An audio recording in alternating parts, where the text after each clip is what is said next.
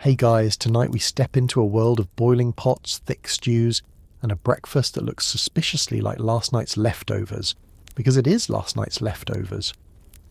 You're about to enter a smoky, timber-framed kitchen where strange smells drift from hanging pots. The fire's been burning since dawn, and what's considered a fine meal might leave your modern stomach second-guessing everything. But don't worry, this culinary adventure is oddly soothing.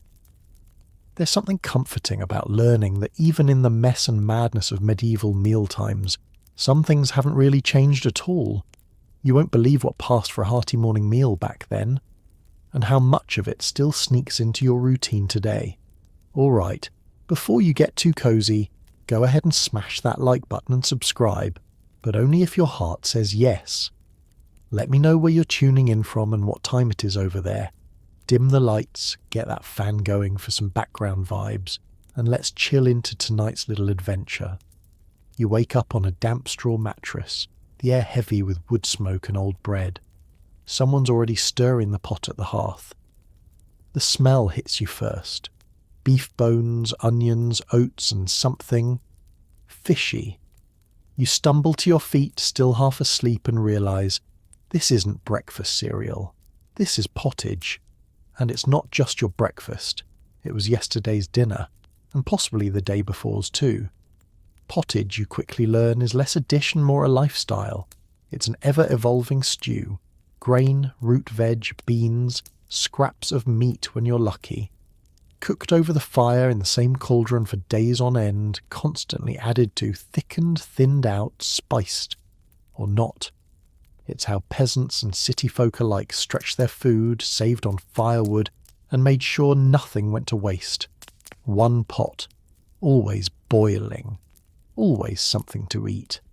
You scoop a ladle into a rough wooden bowl. It's warm. Filling. Kind of bland, but oddly familiar. Like that forgotten Tupperware soup you microwaved last week. You've just had your first taste of what medieval folks called perpetual stew, and what modern folks might call meal prep. Now, you might be wondering, why not just cook fresh each time? But cooking back then wasn't a leisurely choice. It was labour. It meant firewood, time, and risk. Kitchens were dangerous, fire was precious, and leftovers were a gift from heaven. Boiling everything together kept it safe from spoilage, and also probably from boredom.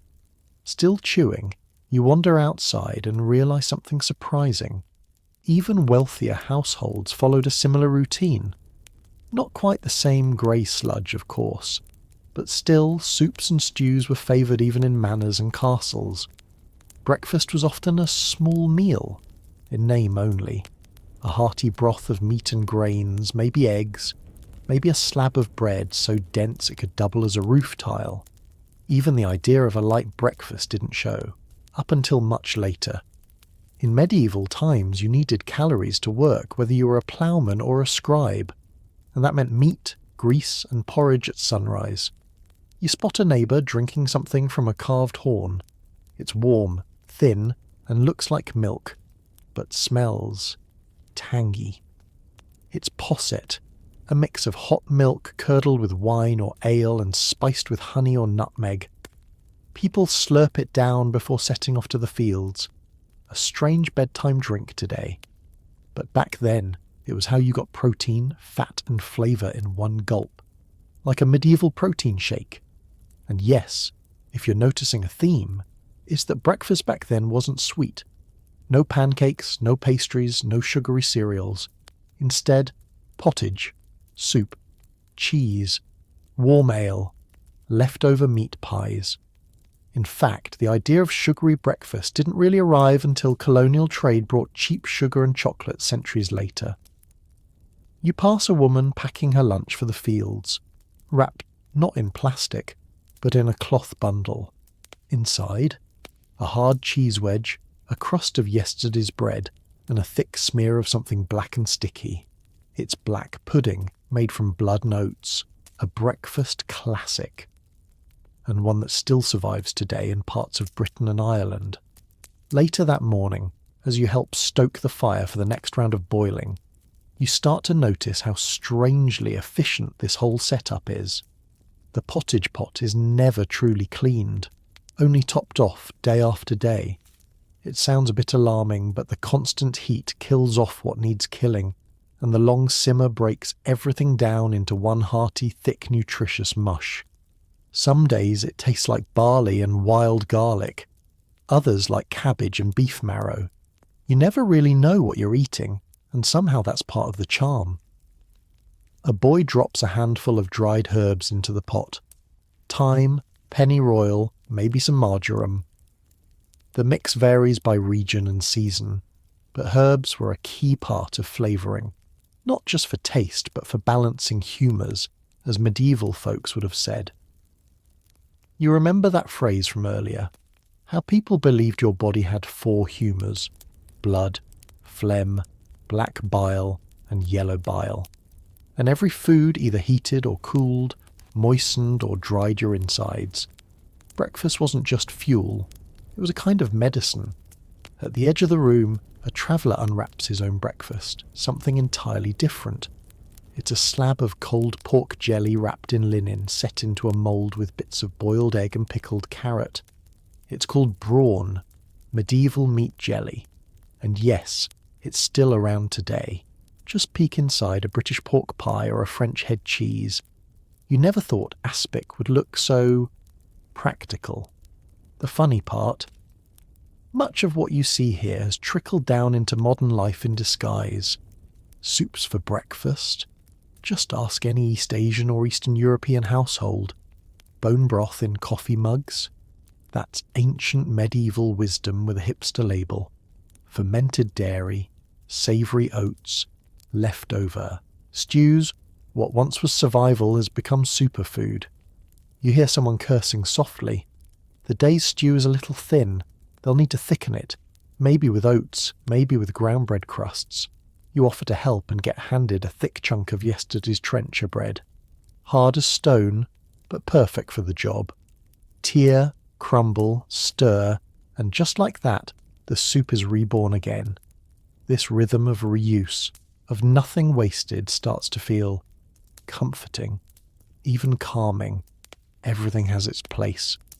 You imagine the modern version, your fridge full of Tupperware, each container a mystery meal stacked high like a culinary time capsule. The pottage pot was no different. It just didn't need electricity. A woman sits beside you, smiling as she spoons up a bowl of warm lentil mush with salted turnip. "Better than yesterday," she says, and you believe her. Somehow, despite its humble ingredients and odd methods, this breakfast has soul. It changes slowly, flavours deepen, and you get to know your food like a living thing. You're not just feeding yourself, you're tending a relationship with your kitchen, your fire, your week-old stew. Outside, a bell tolls for noon, and summer's already prepping for supper. But you? You're full, warm, and strangely satisfied. You've eaten what generations before you ate, what still survives in tucked-away country kitchens and slow food circles across the world. Turns out medieval folks weren't so different after all. They liked things hot, hearty, and familiar. And so do you. Even if your version comes in a microwavable bowl, you reach for a drink, anything to wash down that thick bowl of barley and beans. But as you scan the rough wooden table, you find no pitcher of clean water, no sparkling spring in sight. Instead, every cup, mug and horn brims with something golden, foamy and oddly flat. It's ale. Not just for the feast, but for every meal. Morning, noon and night. You hesitate. Isn't that alcohol? Yes, it is. But not the kind you're used to. This is small ale, a weak, low-alcohol brew, often no stronger than today's kombucha. Brewed quickly, consumed quickly. You lift the mug, sniff and catch hints of sour grain and damp wood. One sip later, and it's surprisingly smooth. Not delicious exactly, but easy. Refreshing. Almost like tea. And in this age, it's the safest thing you can drink. The river nearby might look picturesque in the misty dawn, but it's full of waste. So is the well. So are the rain barrels, unless you boil the water first, and boiling water takes time, fuel and effort, all of which are precious. But fermentation, that's self-preserving. Yeast kills what needs killing. So medieval folks didn't drink ale to party, they drank it to survive. You spot a woman in a linen cap stirring a new batch by the fire, barley mash bubbles in a large open pot. She'll strain it, cool it, pitch in wild yeast, then let it sit. No thermometer, no sanitizer, just instinct and routine. By tomorrow it'll be drinkable, by the next day it'll be gone. And this wasn't just for home kitchens, even monasteries brewed daily, sometimes dozens of barrels at a time. Ale wasn't a luxury, it was the water of life. You sip again, this time more confidently. It's warming now. You glance around and realise everyone's drinking it. From the stable boy to the steward to the woman weaving baskets in the corner. It's just part of the rhythm. Even sick people are offered ale, often brewed with herbs like sage or betony for a medicinal twist. Some richer households have options beyond small ale, spiced wines, mead, even imported sweet wines from the Mediterranean. But most folks, ale is life, brewed fresh, stored cool and consumed quickly before it turns to vinegar. And yet, you start to notice subtle rules. A stronger brew is reserved for the evening. Midday ale is lighter. The morning ale, what you just drank, is practically liquid bread, thick, nourishing, and just enough to keep you from fainting on your way to the fields. In one corner you hear a man arguing with a brewer about a bad batch. Apparently the yeast was angry and made the ale sour. Another woman swears she can read a brew by its foam. Thick bubbles mean happy yeast. Flat foam means disaster. There's even superstition in the air. One neighbour refuses to brew if it's storming outside. Another won't start a new batch unless the cat is watching. Brewing is part science, part ritual, and entirely essential.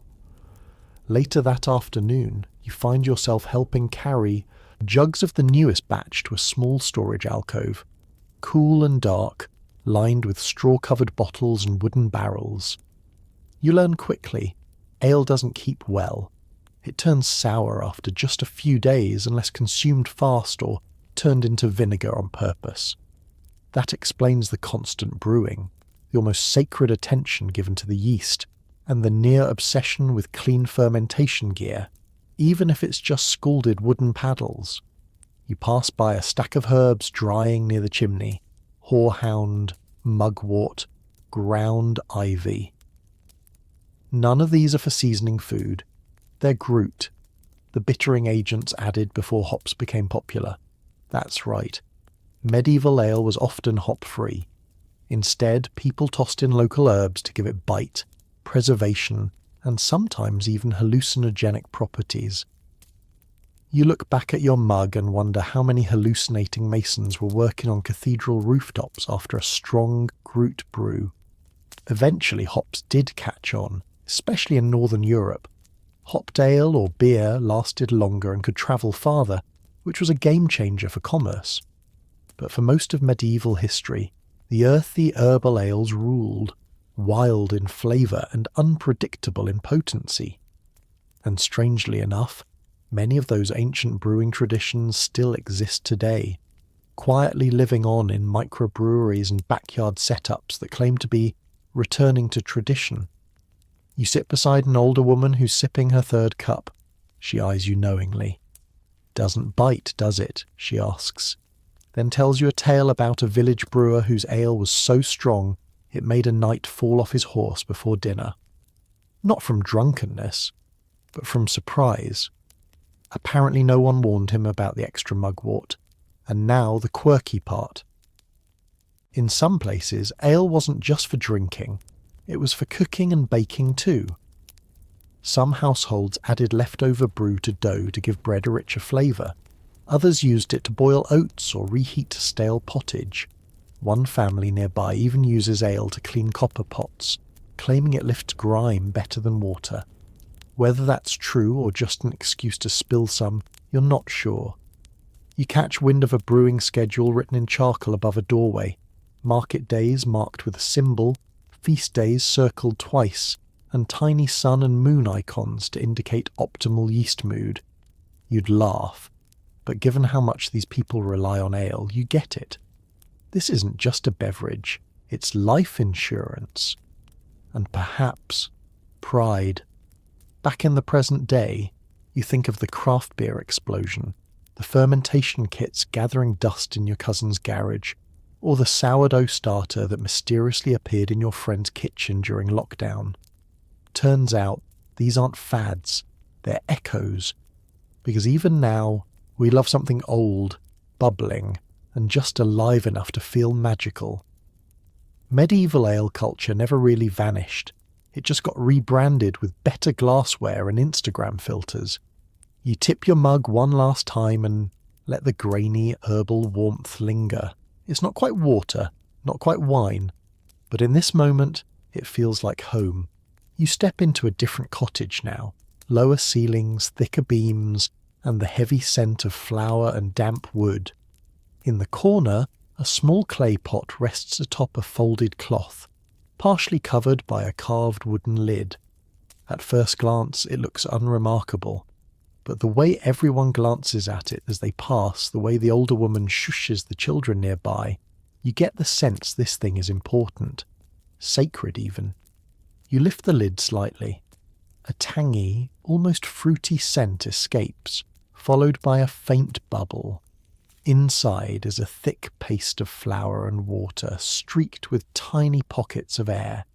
This, your host explains, is the sourdough starter, and no one, not even the manor lord, touches it without washing their hands and offering a quick word of thanks. This bubbling creature has a name. Old Nan, the woman tells you, smiling. She's been alive for nearly 9 years. Longer than the last 2 husbands I buried, she adds with a wink, and that's the heart of it. In this kitchen, and many others across medieval Europe, the sourdough starter isn't just dough. It's a living family member, fed daily with flour and water, watched like a newborn, and if it dies, well, that's cause for mourning. You suddenly recall your modern friend bragging about her 3-year-old starter. Amateurs. Back then, yeast didn't come in little packets. You captured it wild from the air, the flour, the environment itself. Once you had a reliable starter, you guarded it. You carried it when you moved. You gave a lump to your daughter when she married. You passed it down like a jewel. And it wasn't just women keeping these wild cultures alive. In towns and cities, professional bakers often maintained master starters, thick, wet batches used to ferment huge troughs of dough. Apprentices were punished harshly for neglecting them. The fines for under-fermented bread weren't just monetary, they could ruin your name. In some cities, bread inspectors checked the loaves daily to make sure they were neither underbaked nor deceitfully weighted. Sourdough was serious business, because good bread meant survival. You help knead a batch, feeling the slow elasticity, the way the air bubbles stretch like tiny lungs. The older woman adds ground fennel seeds and leftover grains from last week's batch. No recipe, just memory. She slashes the top with a curved knife, lets it rise, then slides it into the communal oven shared by 5 families. As the crust darkens and splits, the smell fills the entire block. Rich, sour, ancient. Later that day, when the loaf cools enough to slice, you finally taste it. Chewy, complex, nothing like store-bought bread. It reminds you of something you once had in a hip cafe in the city. But this is better, deeper, less refined, and somehow more real. And that's when it hits you. This isn't nostalgia. This is continuity. This bread connects past to present in a way no castle or relic ever could. Every chew is history, fermented, baked and alive. As dusk settles, you walk with the baker's daughter down a winding dirt path to deliver a piece of old Nan to her cousin in the next village. Wrapped in cabbage leaves and stored in a cool pouch, the starter hums faintly with life. It's part gift, part necessity. Because without it, her cousin's loaves will fail, and no one wants to eat flatbread when winter's coming. Along the way, she tells you about starter rivalries. How one family swears their sourdough yields a more open crumb because their barn yeast is stronger. Another boasts a milder tang because they keep their jar near the onions. Everyone thinks their starter is the best, she says, just like everyone thinks their cow gives sweeter milk. But what's fascinating is how far this pride stretches, even now. You think about online forums and Instagram reels showing off bubbling glass jars, mason lids rattling slightly as bakers brag about hydration ratios, flour blends and feeding schedules. And it's exactly the same energy, just new tools. In the village square, you find an older man carving a symbol into the stone wall beside the oven. It's a spiral with dots, a starter mark. A quiet record of how long a particular batch has survived. Some towns even kept public ledgers tracking sourdough age like family trees. You're tempted to laugh until you realise these people baked with memory. At a small table, a group of children eat torn-off chunks of fresh bread dipped in herb vinegar and soft cheese. One child explains that the starter was sleepy last week, but woke up today. Apparently sourdough starters were also mood indicators. If it smelled off, rose too fast or collapsed too soon, it meant the air was angry or illness was coming. Quirky? Maybe. But to them, yeast was a barometer of life. Later that evening, someone mentions a traveller who ruined a village's starter by using metal tools. Others say it was cursed. Whatever the truth, that village had to start over, and it took months before their bread tasted right again. That's how delicate the balance was. One mistake, and your food security unravelled. You return to the cottage just in time to help with the morning feeding. A handful of flour, a splash of well water, a gentle stir. The dough breathes, it bubbles, it lives. And in that quiet, earthy ritual, you understand why this strange medieval habit survived. Because it doesn't just nourish the body, it nourishes trust, patience, continuity. Whether you're in a 14th century bakery or a 21st century kitchen, you're part of the same long, sticky lineage. You close your eyes, the warm scent of sour bread still lingering on your fingertips. You'll never look at toast the same way again. The next morning, you're poking around a larder behind someone's cottage when you're hit with a powerful nose-pinching tang. It's sharp, vinegary, almost rotten, but not quite. Rows of jars line the shelf, some with dark vegetables submerged in thick brine, others holding suspiciously grey eggs, and one that appears to be filled with fish. You step back. The jar burps. This is preservation, medieval style. Pickling, salting, curing, and letting things gently rot, all ancient techniques born from necessity. And strangely, most of them are still here today. That jar of pickled beets in your fridge, the sauerkraut your neighbour insists is good for your gut, the stinky fermented tofu in your favourite Asian market. All of it is cousin to the odd jars you're staring at now. A woman joins you, cheerful and unbothered. She lifts one jar and plucks out a long, pale root. Turnip, she says. Been under for 3 months. Winter's best friend. You watch as she chews it thoughtfully, then hands you a piece. It's cold, sour, and surprisingly crisp. Not bad. Back in the day, refrigeration wasn't a thing. Salt was expensive and drying required good weather. So the solution? Acid. Salt and vinegar created a hostile environment for spoilage. Better yet, fermented foods brought out new flavours and textures. Even better, people noticed something odd. Those who ate pickled or fermented foods seemed to stay healthier during hard times. They didn't know the word probiotic, but they knew survival. You follow her into a smoke-darkened kitchen where a pot of something unspeakable simmers. She lifts the lid. Inside is meat. Pork, you think, swimming in a thick, greasy liquid. She stirs slowly. You notice the walls of the pot are caked with a fatty layer. This isn't fresh stew. It's preserved meat, stored under its own lard, a dish known in some places as confit or potted meat. You dip your finger in. It's rich, savoury, still edible, though the thought of it sitting there for weeks unsettles you. Back in the larder, she shows you the pride of her shelf, fermented fish paste. Fish caught in summer, layered with salt and herbs, left to age in crocks for months. It smells like a shipwreck, but apparently it's used to flavour stews and sauces. One drop transforms an entire pot. The ancient Romans had garum, a similar fermented fish sauce that made its way into medieval cuisine. And the idea never really died. In fact, if you've ever used Worcestershire sauce or fish sauce in your cooking, you've unknowingly continued the tradition of pouring rot into your dinner. Then there's the eggs, you ask hesitantly. Preserved in ashen brine, she says, soft inside, keeps them for weeks. She cracks one open.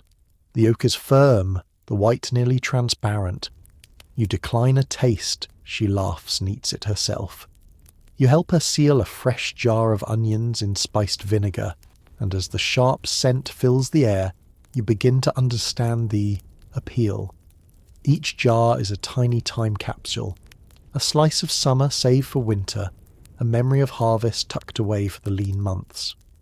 In a world where food didn't come from supermarkets and couldn't be frozen, these jars were life insurance. And they weren't just practical, they were flavourful, transformative, and deeply personal. As you crouch near the shelf, your eyes fall on a curious slab wrapped in linen and coated in fat. She unwraps it with reverence.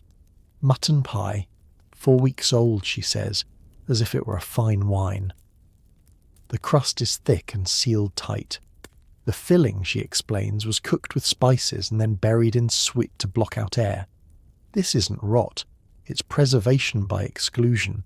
No oxygen, no mould, just meat waiting for a feast day. Sounds strange? Perhaps.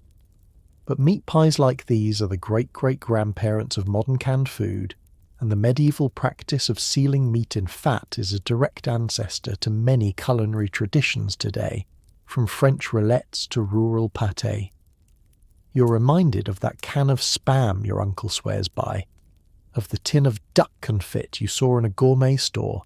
It's all the same principle. Cook it, seal it, store it.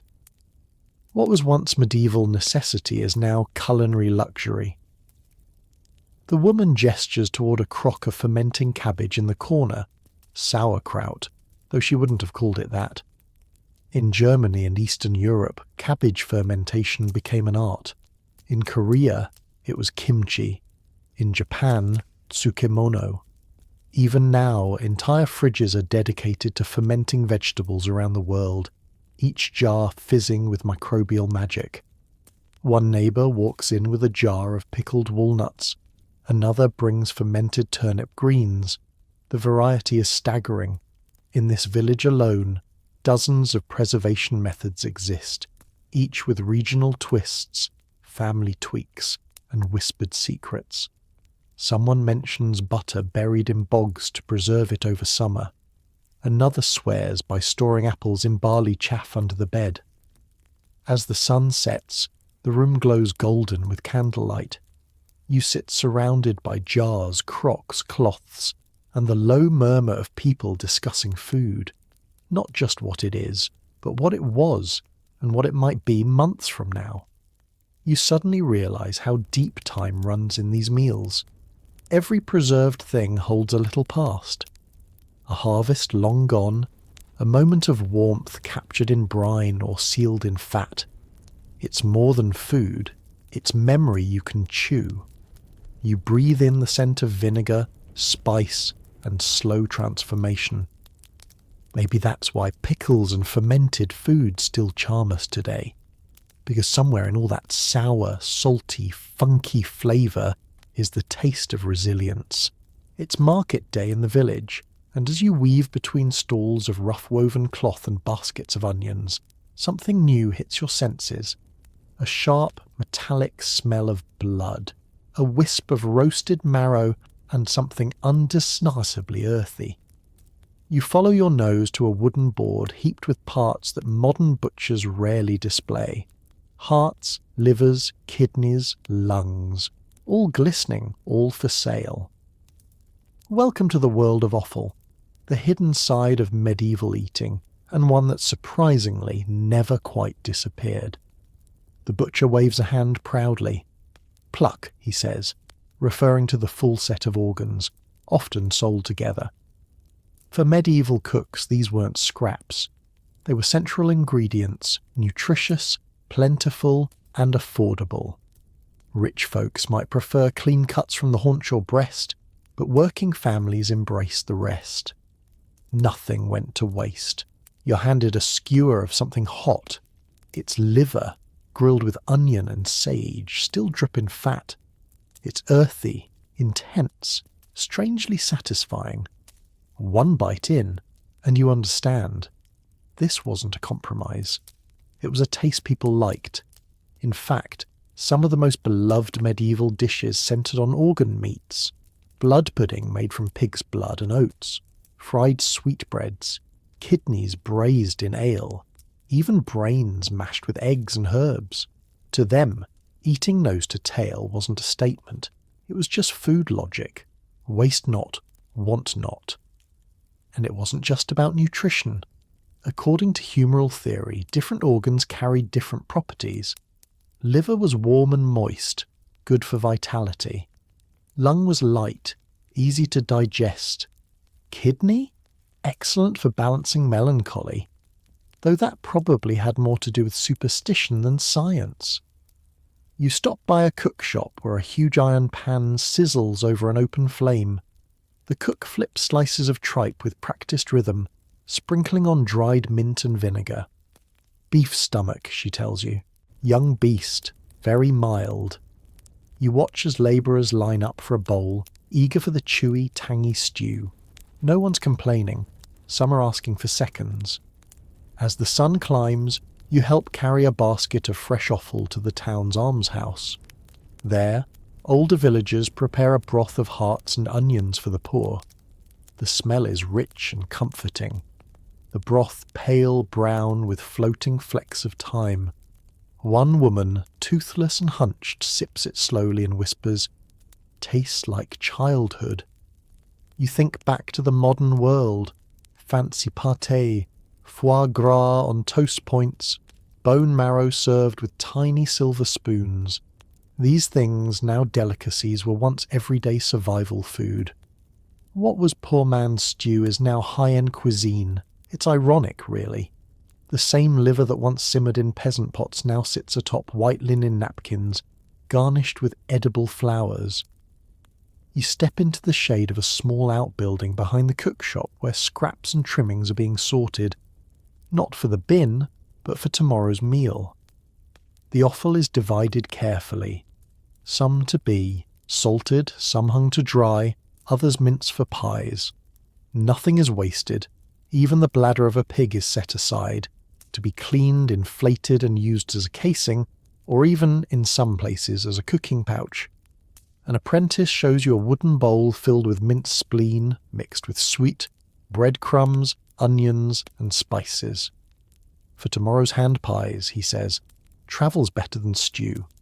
The aroma is savoury and rich, and for a moment you wonder how many things wrapped in pastry back home hide ingredients you'd rather not name. And then there's black pudding, not just a breakfast staple, but a vital way of using blood. You watch as a young woman stirs fresh pig's blood with oats, lard and thyme. The mixture is thick, almost cake-like, before she spoons it into cloth tubes and hangs them near the fire. In a few hours it will firm up into a dark, dense sausage.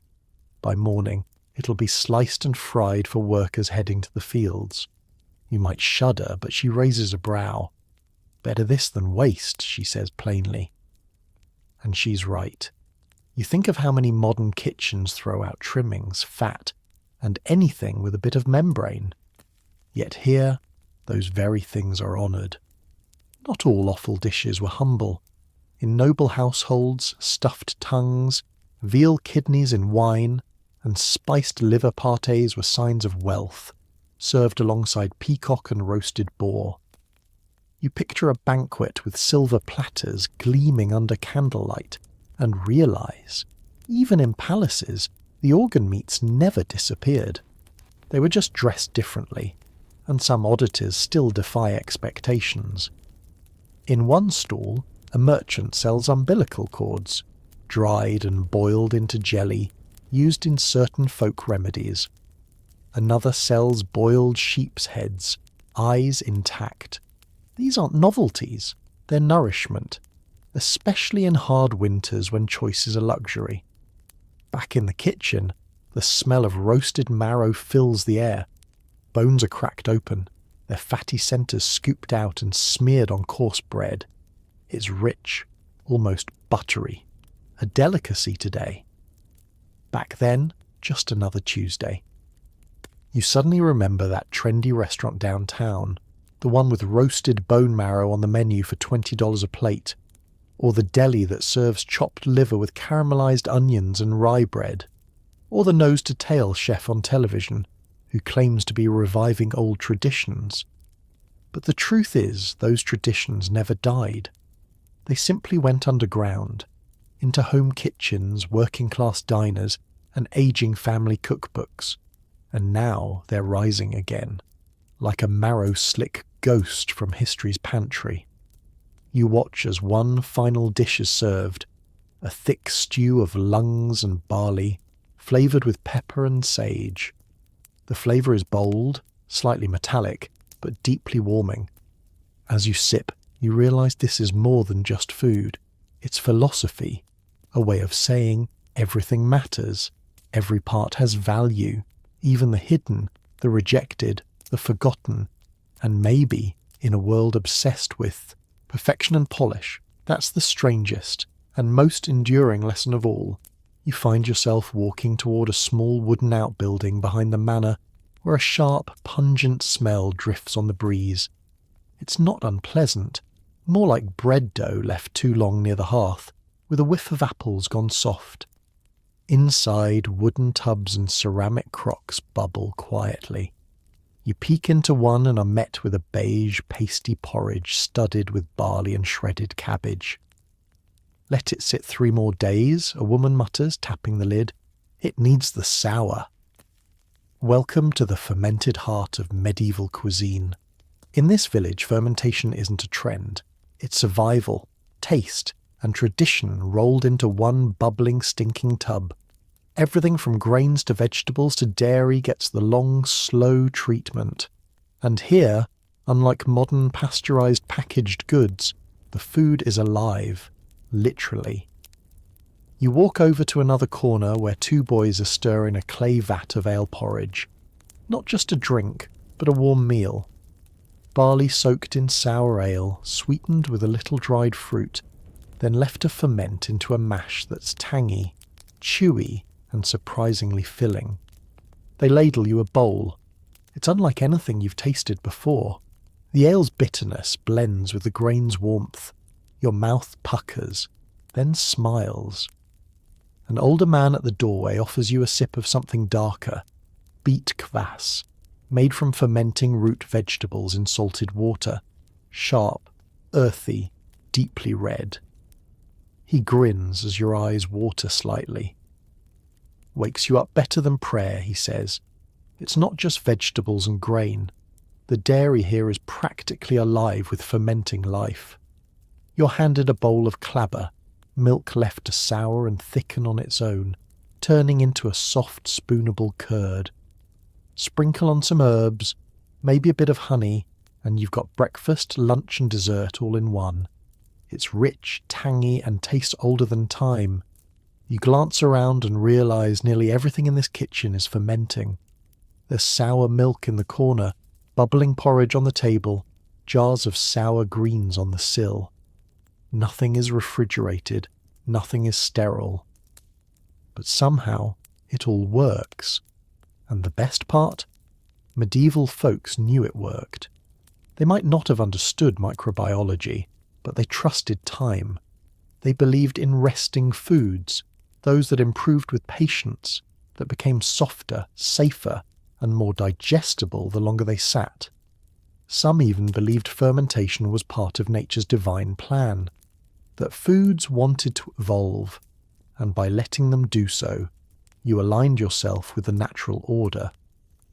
Sourness was not a flaw, it was wisdom. You walk outside where a group is preparing fermented fish, layering tiny river fish with salt, rice and herbs in a barrel. It will sit all summer and be eaten midwinter.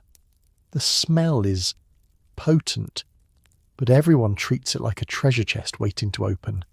You think back to your fridge at home. Yogurt, kefir, sourdough, pickles, all part of the same ancient club, and those trendy kombucha jars and bubbling fermentation kits, imitations of this raw, centuries-old intimacy with food. As the wind shifts, you're invited into another home at the edge of the village. Inside, it's quiet, dim, and thick, with the scent of something sweetly sour.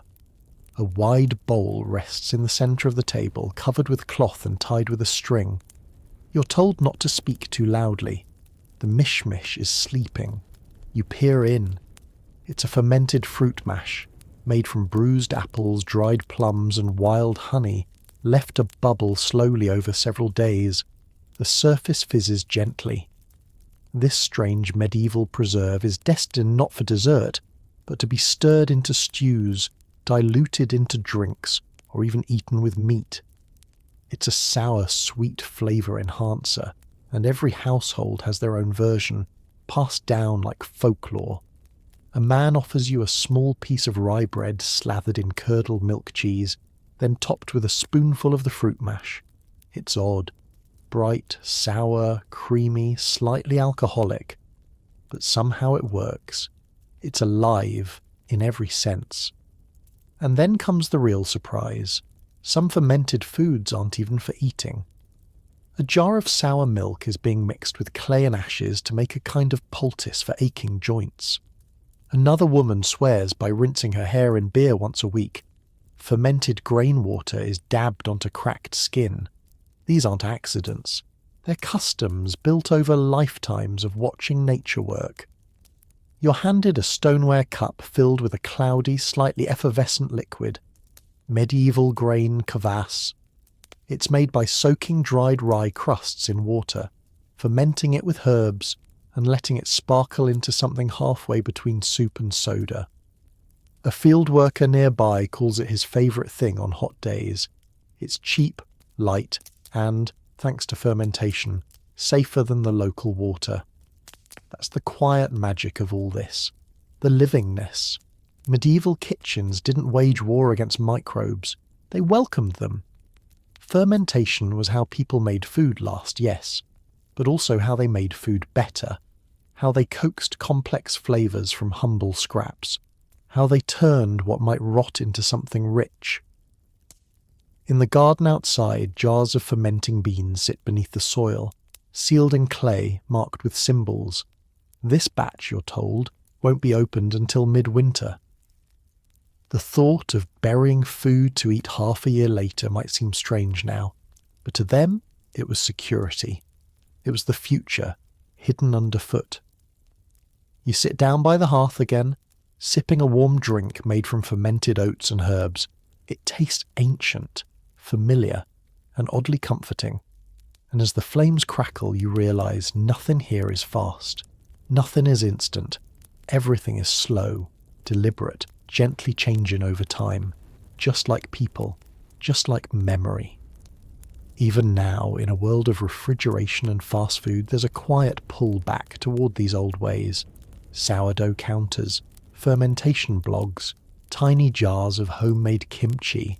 You smile, because you've just lived through the original version. It's nearly noon now, and the village square is buzzing with the midday meal.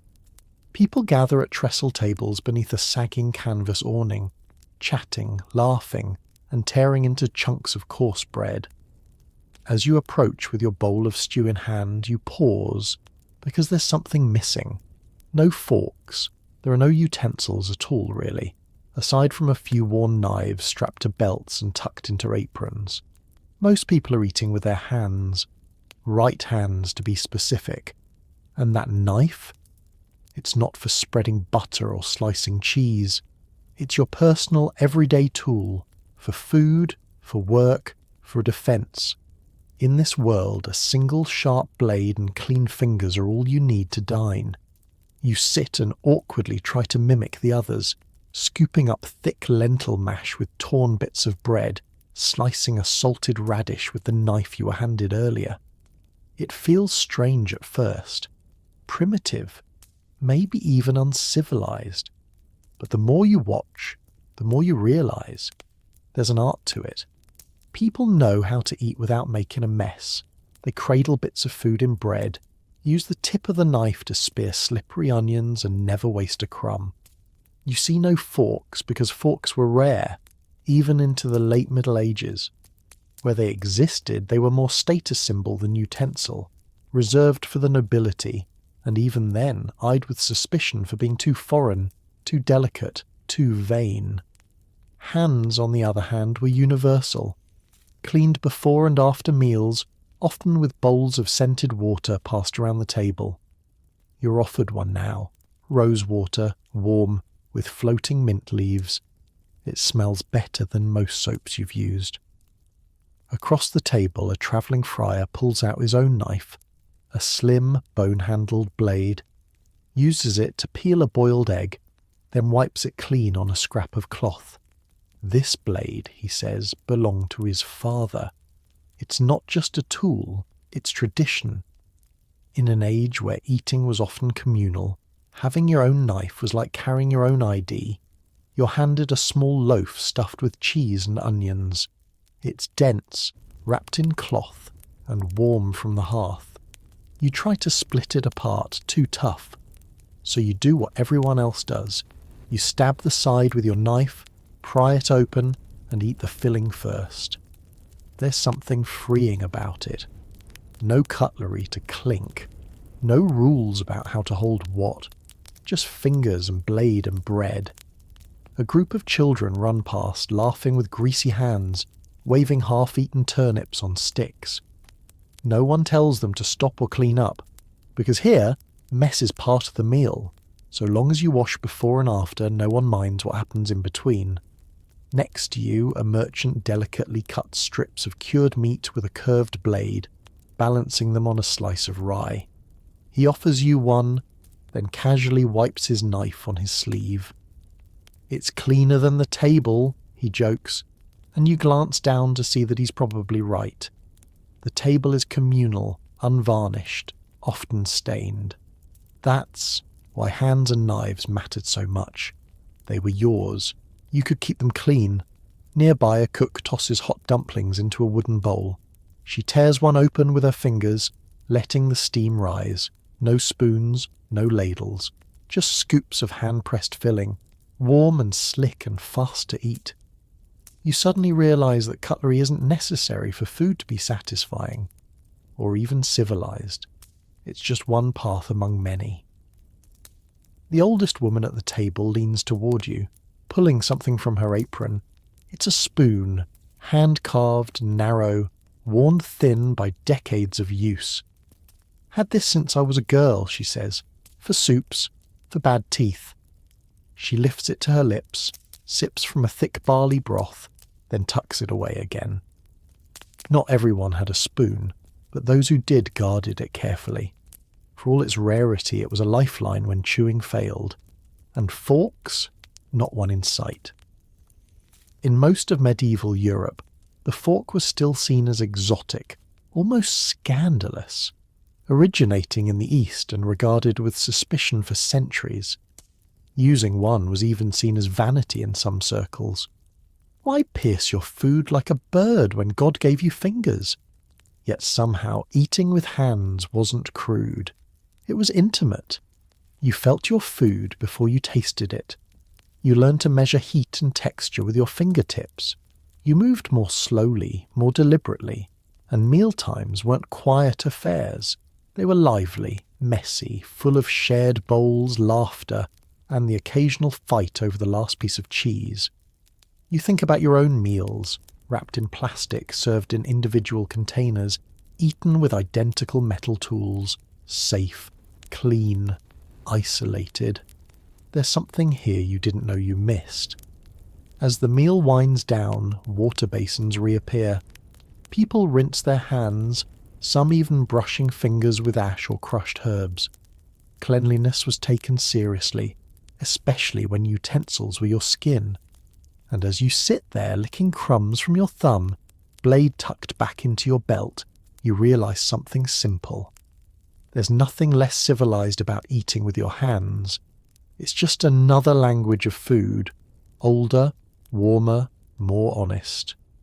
You reach for one last crust of bread and scoop up a bit of goat cheese. It's soft, salty, and delicious. No fork needed, just memory, and your fingertips. The next morning you're invited to help prepare for a small family gathering. In the centre of the kitchen, slabs of coarse bread are being cut into thick, flat rounds and set out not on plates, but as plates. The cook gives you a nod. Today, we eat from trenchers. You pick one up. It's heavy, dense, and slightly stale. That's the point. These trencher loaves are a medieval staple. Thick slices of old bread used not just for eating from, but sometimes instead of ceramic ware. They soak up sauces, hold stew, cradle meat. By the end of the meal, they're saturated, soft, and sometimes eaten. More often, though, they're set aside, dried again, and reused, or fed to pigs, beggars, or dogs. It's efficient, practical, and strangely elegant. You help arrange the meal, a thick leek and lentil stew, some blood sausage, and a dollop of sour apple mash, all ladled directly onto the trenchers. There are no plates in sight, no napkins either. Just bread, hands, and your old friend, the personal knife. When the food arrives at the table, everyone digs in. Some carve their trencher crust and chew alongside their stew. Others let it soak until the end. You follow suit, tearing off a hunk and biting in.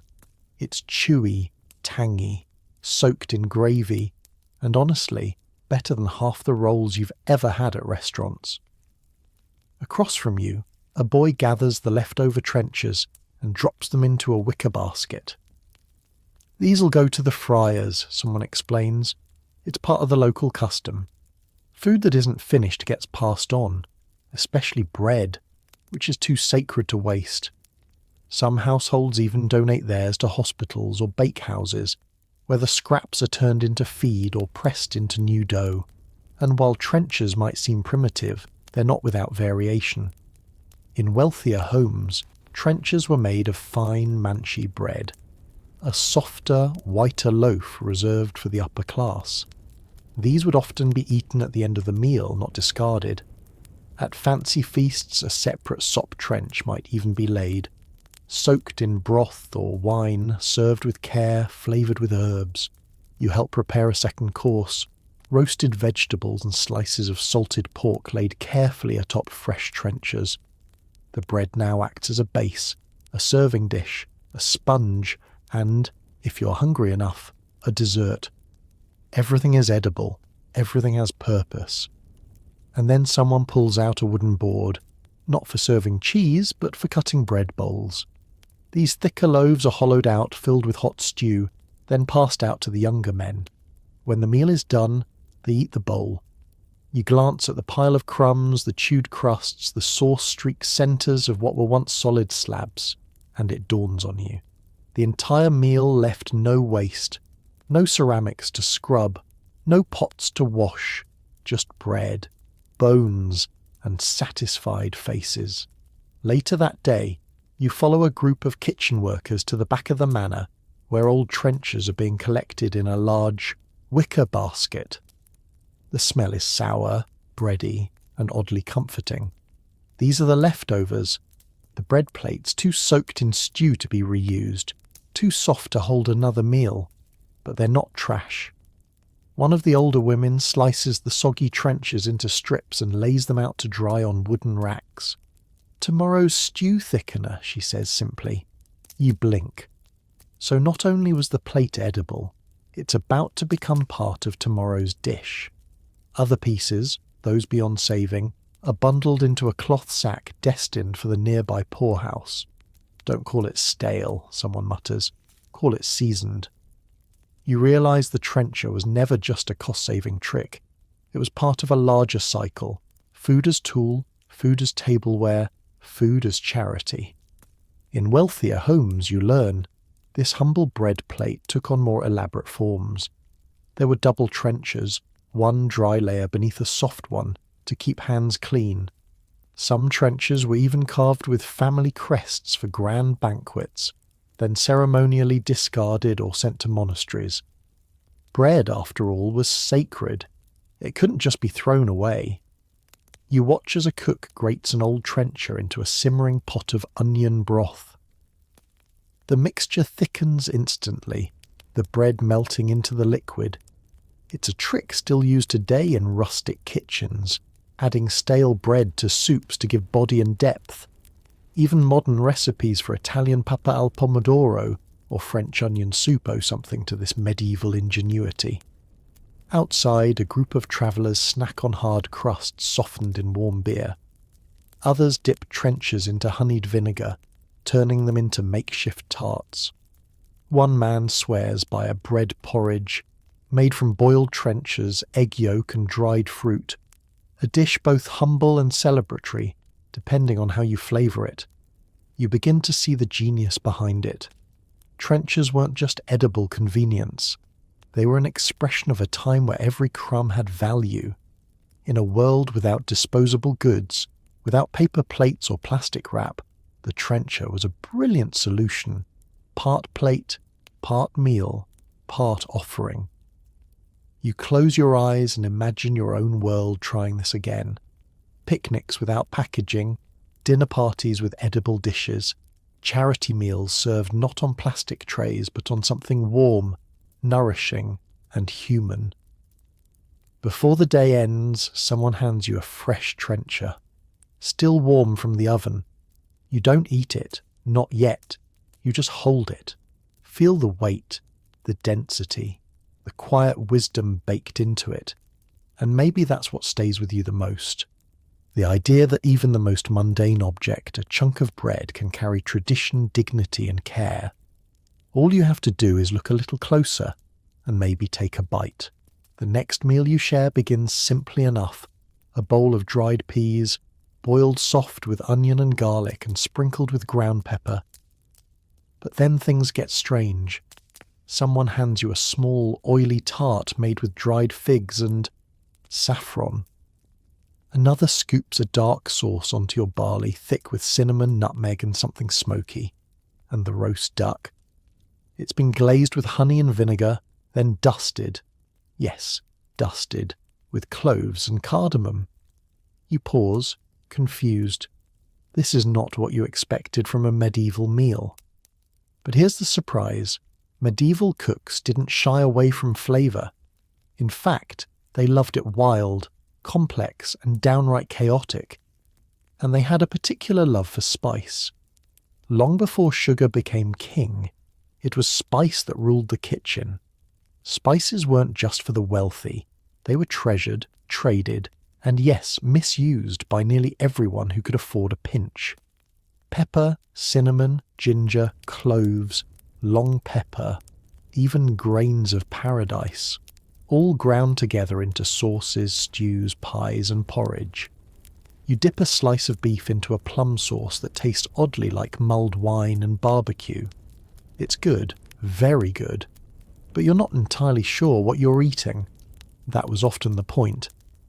In the medieval kitchen, flavour layering was a sign of status, skill, and creativity. And balance wasn't necessarily the goal. Surprise was.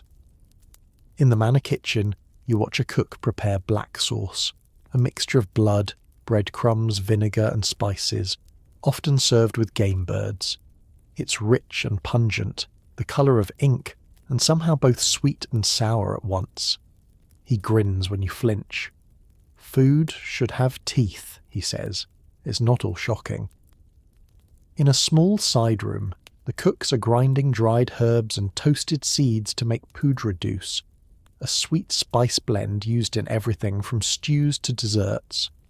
One version contains cinnamon, sugar and ginger. Another leans into pepper and nutmeg. Cooks here don't follow recipes. They follow instinct, and every household spice mix is a bit different. A young apprentice offers you a spiced pear, poached in red wine, clove, and a touch of black pepper. It's soft, fragrant, and could sit comfortably on any modern dessert menu. Except here, it's not dessert. It's part of the main course. That's another oddity of medieval meals. Sweet and savoury weren't separated like they are today. Meat pies had raisins. Rice dishes included almond milk and sugar. Even fish might be served with dates or honey glaze. You take a bite of chicken stewed with apricots and almond paste. It's warm, creamy and confusing in the best way. As the feast continues, a servant sets down a new dish. A pasty filled with hard-boiled eggs, minced pork, and prunes. You hesitate, but everyone else digs in with enthusiasm. The contrast is startling. Savoury meat wrapped in pastry, suddenly interrupted by a pocket of deep, sticky sweetness. It shouldn't work, but somehow it does. This is medieval cuisine at its most experimental. One of the cooks nearby catches your puzzled expression and chuckles. The tongue likes surprise, she says, and in this kitchen, surprise is served by the ladleful. Even something as simple as buttered cabbage is transformed, seasoned not with salt but with sugar, ginger and vinegar. The flavours dance in your mouth. You can't tell if it's meant to be side dish or dessert. That ambiguity is the point. To a medieval diner, good food was layered, unexpected, and sometimes even disorienting. You wander to the pantry shelves and notice tiny cloth bags tied with string. They hold dried orange peel, galangal root, cubeb pepper, imports from lands you've only heard of in stories. Spices were so valuable they were locked away, counted like coins. In some places they were quite literally part of the dowry, and yet they show up in humble dishes too. A bowl of fish stew bubbles over the fire, rich with parsley, vinegar and saffron. Nearby, a porridge of oats and onions is stirred with cinnamon and bay. These weren't accidents. Medieval cooks believed that spices balanced the humours, kept you healthy, and purified food that might otherwise be questionable.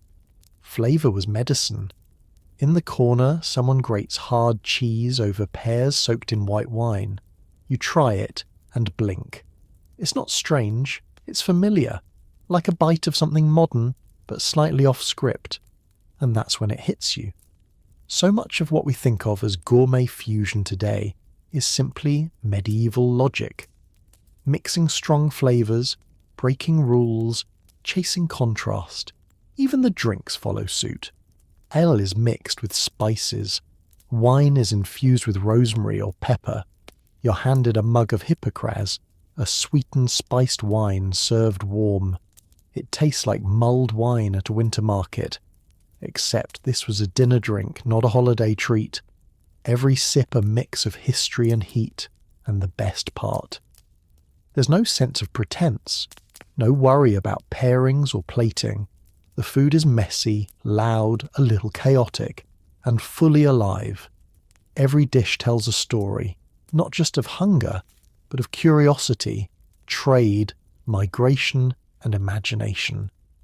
You sit back, full and bewildered, realizing you've just eaten cinnamon beef, fig mustard, and sugared turnips in one sitting. And somehow, you're not mad about it. Because flavour, you now understand, was freedom. In a world full of danger and rules and limits, the medieval table was where people could be bold. And they were. With spices, with sweetness, with everything. The first frost has arrived. You can see it clinging to the thatch roofs and edging the morning vegetables in a fine white crust. The village is quieter today, the laughter replaced by a kind of steady determination. Winter isn't coming, it's here, and that means only one thing. It's time to preserve the meat. In the centre of the courtyard, a group of villagers gather around a large wooden table. Laid across it is a freshly butchered pig. There's no ceremony, no wasteful weeping, just a quiet, methodical rhythm. This pig is not just dinner. It's weeks of survival, maybe months.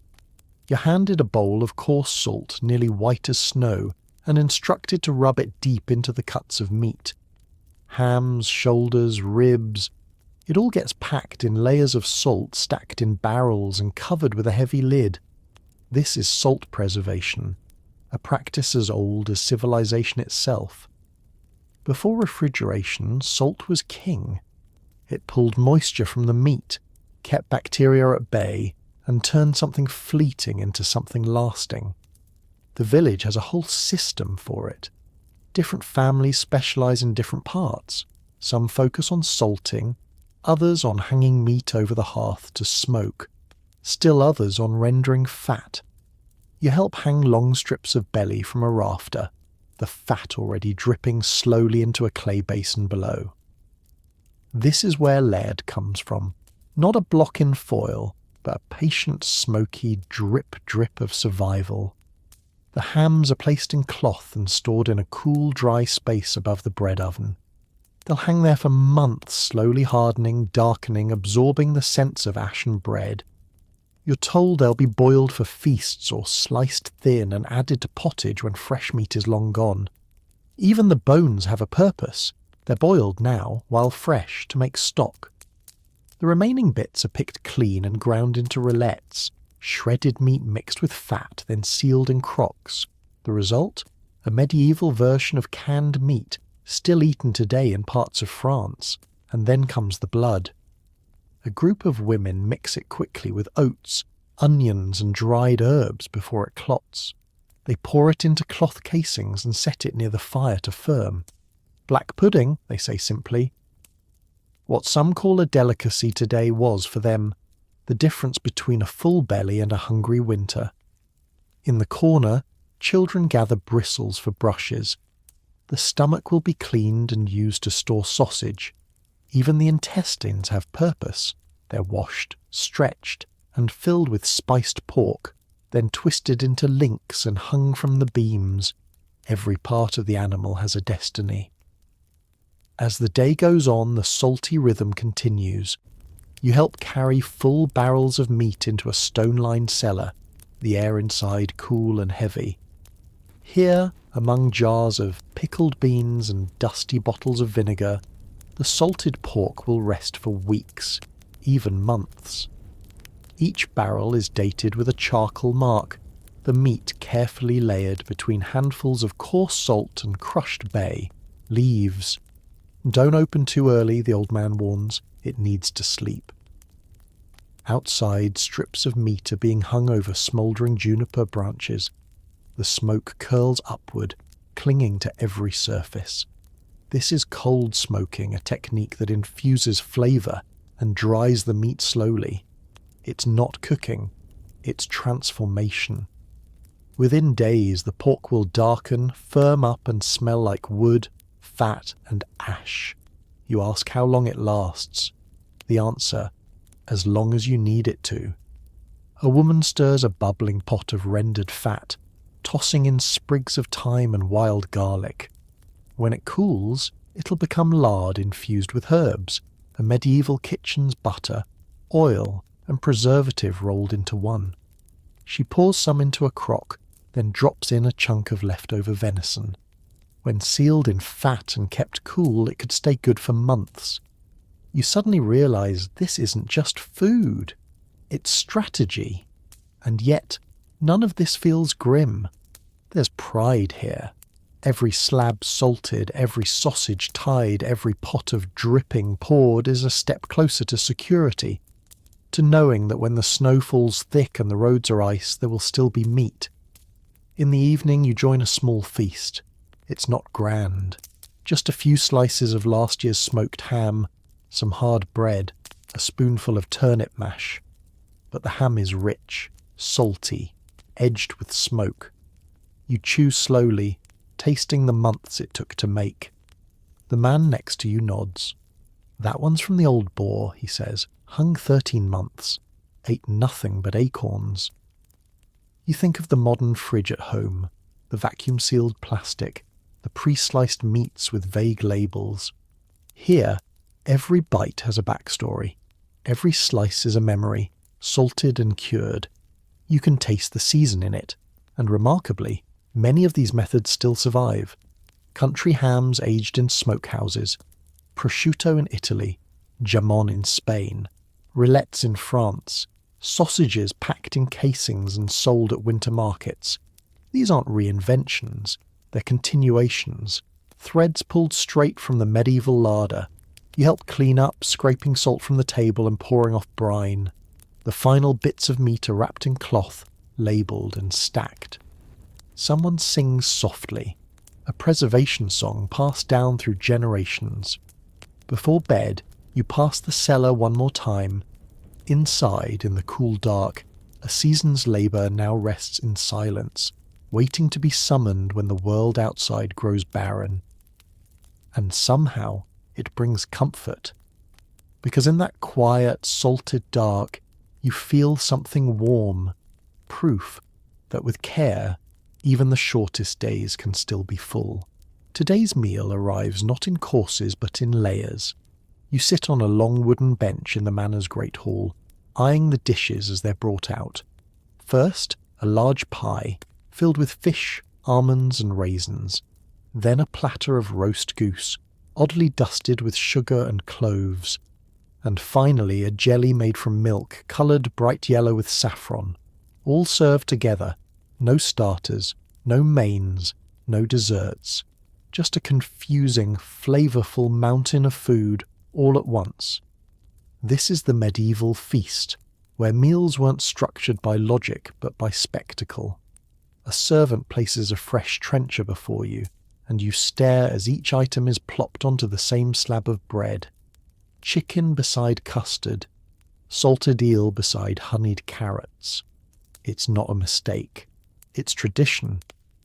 In many medieval households, especially on feast days, dishes were served in removes or layers, not in the neat sequence we expect today. Your neighbour happily scoops fish jelly beside a meat pie. Another man dips his sausage in a sauce made with wine and breadcrumbs. You pause, but then follow suit. And to your surprise, it works. Somehow, the sweet, the savoury, the sour, they coexist. Not cleanly, but in conversation. Back in the kitchen, you watch the chaos unfold.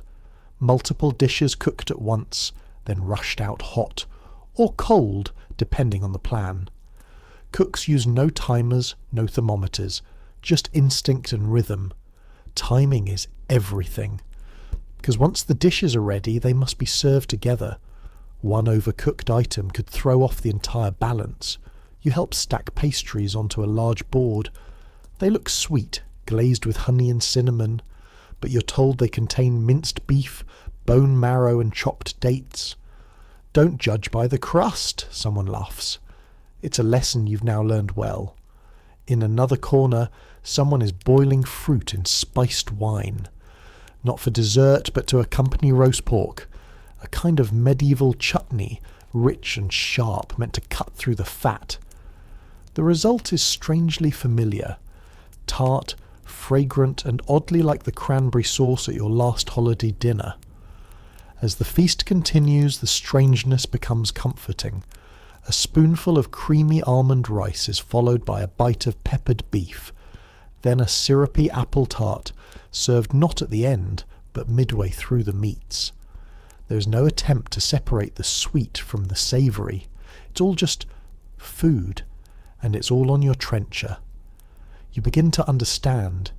The medieval palate wasn't concerned with order, it was enchanted by variety. The thrill came from contrast, a rich dish balanced by a sour one, a spicy pie soothed by sugared milk. In the best kitchens, it wasn't about refinement, it was about abundance, layers, surprise. A man beside you tells a story of a feast where 50 dishes were served in 2 removes, all at once. No one could finish everything, of course, but that wasn't the point. The point was to impress, to display wealth through overwhelming flavour. You think of modern tasting menus, bite after bite of precisely timed dishes. This was the same spirit, just louder, messier, more medieval. A platter of white leech is passed down, a moulded jelly made of almond milk, sugar and rice flour. It jiggles strangely beside a bowl of onion gravy and a plate of roast venison. Yet no one blinks. That's just how things are done. Nearby, a pie is sliced open, revealing layers inside. Pigeon, rabbit, quince, prunes and boiled eggs, all encased in a stiff, inedible crust known as a coffin. You marvel at the engineering. It's a meal, yes, but also architecture. You notice another oddity. Fish and fruit are often paired. Poached trout with sour cherries, salt cod with preserved lemon and coriander. It feels oddly modern. You could imagine it on a trendy restaurant menu, described with phrases like farmhouse fusion or seasonal layering. But here, it's simply the way things have always been. Even drinks aren't exempt. You sip a wine that's been mulled with ginger and cardamom, then follow it with a sweet mead infused with herbs. There's no distinction between cocktail and digestive, just a steady rhythm of flavour. By the end of the meal, your trencher is soaked and soft. It's taken on everything. The gravies, the spices, the fruit syrups and meat drippings. You tear off a piece and eat it. It's the whole feast in one bite. Dense, complex, strange, and unforgettable. And in that bite, you see it clearly. The medieval table was a map of the world, or at least the known world. Spices from the east, fruits from the south, meats from nearby fields, and techniques passed down through centuries, everything blended, everything touching. Today we separate our courses, flavour profiles, even ingredients. But back then, food was a tapestry, woven tight, served all at once. And somehow it made sense. The next morning your host offers you a bowl of broth before anything else. It's light, fragrant, and oddly herbal, almost like drinking a meadow. Floating on the surface are sprigs of fresh sage and a few leaves of something you can't quite name. You sip it slowly. It warms your chest and clears your head. Good for the humours, she says with a wink, and for the bowels. Welcome to the world where food and medicine were the same thing. In medieval kitchens, herbs weren't just seasoning, they were treatment. Every leaf, root and petal had meaning. Some calmed the nerves, others cleansed the blood, some were used to flavour stews, others were brewed into teas, but often they did both at once. You were never just eating to fill your belly, you were balancing your body. In the garden behind the cottage you walk through rows of sage, rosemary, thyme and hyssop. The woman leading you carries a small knife and a bundle of cloth. She cuts only what's needed, nothing more. Too much rosemary makes the blood too hot, she mutters, but thyme is good for winter phlegm. You nod, unsure whether to agree, but fascinated. She hands you a small green shoot. Lovage. Strong. Celery-like. Used in nearly everything, from pottage to sauces to wine infusions. Good for the kidneys, she says, chewing the end casually. And it's not just a folk belief. Modern science would eventually confirm that many of these plants do in fact have medicinal properties. Back inside, you help prepare a herb-infused cheese spread. It's made with soft curds, crushed garlic, and a mash of parsley and chives. It smells fresh and sharp, perfect with stale bread. But to the people here, it's also good for digestion, blood circulation, and melancholy. You watch as dried fennel is sprinkled over pickled beets, not just for taste, but because it was thought to ease wind and calm the stomach. Mint is added to boiled peas, not just for the refreshing lift, but to chase away bad humours. In the cool shade of the storeroom, bundles of dried herbs hang from every beam, tied with twine, labelled in faded script and swaying slightly with the draught. You spot wormwood, angelica, borage, and comfrey, names that sound more like spells than spices. Yet here, they're as common as salt. A boy brings in a basket of onions, which his mother sprinkles with marjoram and sets to roast. Not just for flavour, she tells you, but to open the chest.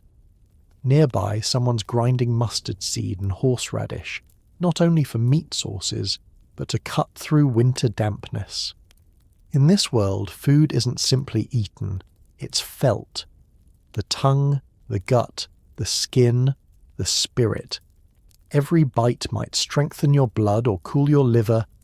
The older woman preparing a pot of lentils warns you not to add garlic and leeks, or it might stir the blood too wildly. You nod solemnly, unsure what that means, but very sure you'll avoid it. Later in the day, you watch, as a posset is prepared. It's a warm curdled drink made from milk, ale, honey and spices. Served just before bed, it's meant to soothe the body, ease digestion and calm the nerves. One woman insists it prevents nightmares. Another swears it keeps coughs away. Whether remedy or ritual, it feels deeply right. You start to notice how many foods here are infused, steeped, or stirred with intention. Wine is mulled with pepper and saffron. Vinegar is left to rest with elderflowers. Even water, rarely drunk plain, is mixed with lemon balm or sage. Every liquid is a potion of sorts, every bowl a balm, and strangely it begins to affect you. You no longer ask what is in a dish, but why. What is this meant to warm, to cool, to soften? You sip a spoonful of nettle soup and wonder if it's meant for your bones, your breath, or your mood. Maybe all three. You hear tales of travelling cooks who doubled as healers, of kitchens where the line between apothecary and pantry was non-existent. And you realise, for centuries, food was the first medicine. Long before pills, people reached for broth. Before doctors, there was stew. Modern science may not agree with every belief, but the core idea remains. What you eat changes how you feel, and the people here never forgot it. As the sun sets, you're handed a slice of spiced apple tart, made with clove, sage, and a hint of rue. It's fragrant, sweet, a little bitter, like memory, a final note in a day of edible healing. You chew slowly, thinking of your own spice rack at home, mostly unused, mostly decorative. But not anymore, because now you know what they're really for, not just taste, but care. You're walking through the village square when a sudden hush falls over the crowd. A man in a dark wool tunic steps forward, carrying a small set of brass scales and a book bound in leather. Children scatter, bakers go still. Even the innkeeper lowers his eyes. This is the bread inspector, and today he's checking the loaves. It sounds absurd at first. Weighing bread, measuring flour. But as you watch him lift a coarse brown loaf, slice it clean in two, and peer at the crumb with the intensity of a priest reading scripture, you begin to understand. Bread in the medieval world was regulated by law, by guilds, and sometimes even by fear. He checks for weight, consistency, signs of fraud. Because in this time, bread is more than food. It's currency. And when bakers cheat, by adding chalk, sawdust, old flour, or simply shorting the scale, it becomes a crime against the entire community. You walk behind him, listening as he explains his duties. He works under something called the Assize of Bread, a set of rules dating back to the 13th century in many towns. It dictates exactly how much a loaf should weigh, depending on the price of wheat that season.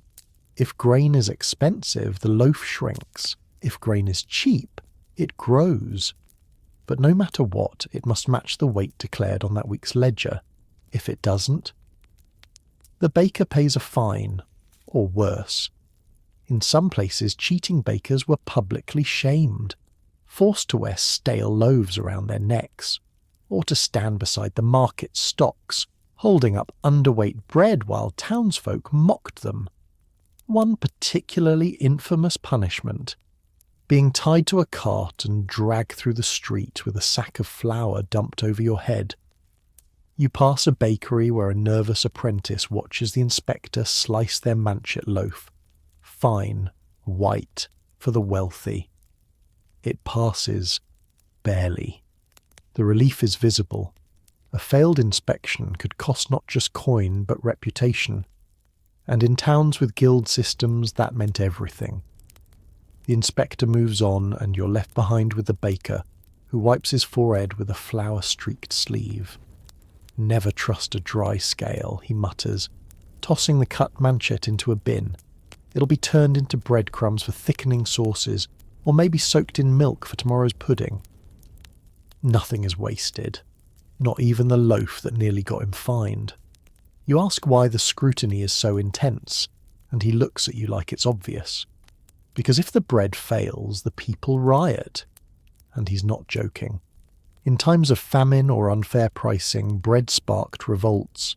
Entire towns had risen up when the loaves were too small, too light, or vanished altogether. It wasn't just food, it was justice. Inside the bakehouse, you see just how tightly medieval bread was bound to law and survival. Guild marks are pressed into the top of each loaf, not for decoration, but for accountability. If a loaf is light, the mark tells the inspector who to punish. In larger cities, officials kept ledgers tracking each baker's output, checking for patterns of fraud or excess. And yet, even with all the rules, the bread varies. You see coarse rye loaves for the poor, speckled with bits of bran and grit. Finer manchet rounds for the gentry. Horse bread made with peas, beans, and sometimes even ground acorns, for livestock and desperate mouths alike. One woman shows you her own family's bread for Wednesdays, a mix of wheat, barley, and lentil flour. Dense, nutty, cheap, but legal, just barely. And here's the irony. Some of these strange old breads are still around. That rye loaf with a cracked top looks a lot like a rustic German Bauernbrot. That dense barley flatbread, not so different from Scandinavian crisp breads. Even modern artisan loaves with seeds and whole grains are echoes of medieval necessity. What was once imposed by poverty is now revived as health food. Back at the table, a boy crumbles yesterday's crust into soup, thickening it without flour. His mother grates another loaf into a pudding with dried fruit and honey. You sip from a bowl of ale-bread porridge, laced with herbs, and realise bread wasn't just a side dish. It was woven into every meal, every law, every life. And still today, in countries across the world, governments regulate bread prices, subsidise flour, track supply chains. Bread remains, even now, a political object, a measure of fairness, a line between stability and unrest. As you chew a final crust, you glance at the ledger the inspector left behind. It lists each baker's name, each approved weight, each note of caution. It looks, oddly, like justice baked into paper. And suddenly you realise, in the medieval world, you didn't just break bread. You measured it. You weighed it. You answered for it. The wind bites harder now. Smoke curls from every chimney. Snow crunches underfoot as you follow a cloaked figure through the trees, away from the village. You're headed toward a root cellar carved into the side of a hill. She lifts the wooden lid, and a breath of cold earth hits your face. Inside, crates of carrots, onions and turnips stacked in straw, apples wrapped in cloth, a jug of cider gone cloudy with age. This is winter's pantry, and it's modest for a reason. Because in the medieval world you didn't eat what you wanted, you ate what you had, and what you had depended entirely on the season. You return to the village and find the market square nearly empty. No fresh greens, no berries, no milk unless a cow gave birth. The baker's table is bare, save for yesterday's rye. A fishmonger offers dried herring from last summer, stiff as wood. Everyone is smiling, but the hands are chapped and quick. No one wastes time or food. Inside a cottage, a pot of onion and barley soup simmers over the fire. That's dinner. Again. Maybe tomorrow someone will trade pickled cabbage or a hunk of smoked cheese, but no promises. Variety is a luxury of warmer months. You help peel a turnip and the woman beside you shrugs. We've eaten them for a month now, but they grow. Her tone isn't bitter, just resigned, grateful even. Spring will bring wild garlic. Summer, peas and cherries. Autumn, beans and apples. But winter? Winter is roots and hope. Even the animals know the rhythm. Chickens stop laying, cows go dry. You're told not to expect eggs until the light returns. It's not superstition, it's nature. At dinner you're served pottage again, thick with oats and dried leeks, garnished with a single pickled walnut. There's no garnish for show, it's what's left. A tangy echo of last summer. After supper, you sit by the hearth, with a mug of hot broth cradled in your hands. It's thin, just water, a hint of marrow, and a shaving of onion skin, but it's warm, and that counts for something. You watch the fire flicker against the walls and realise this season teaches restraint. In modern kitchens, you're used to options. Recipes ask you what you feel like. Salads in winter, citrus in spring, strawberries whenever you please. But here, the season decides. Your cravings don't matter. Only what's stored, salted, or still clinging to life beneath the frost. A young boy pokes the fire and tells you about Hungry Gap, the bleak window in late winter when autumn stores are nearly gone and spring's growth hasn't arrived.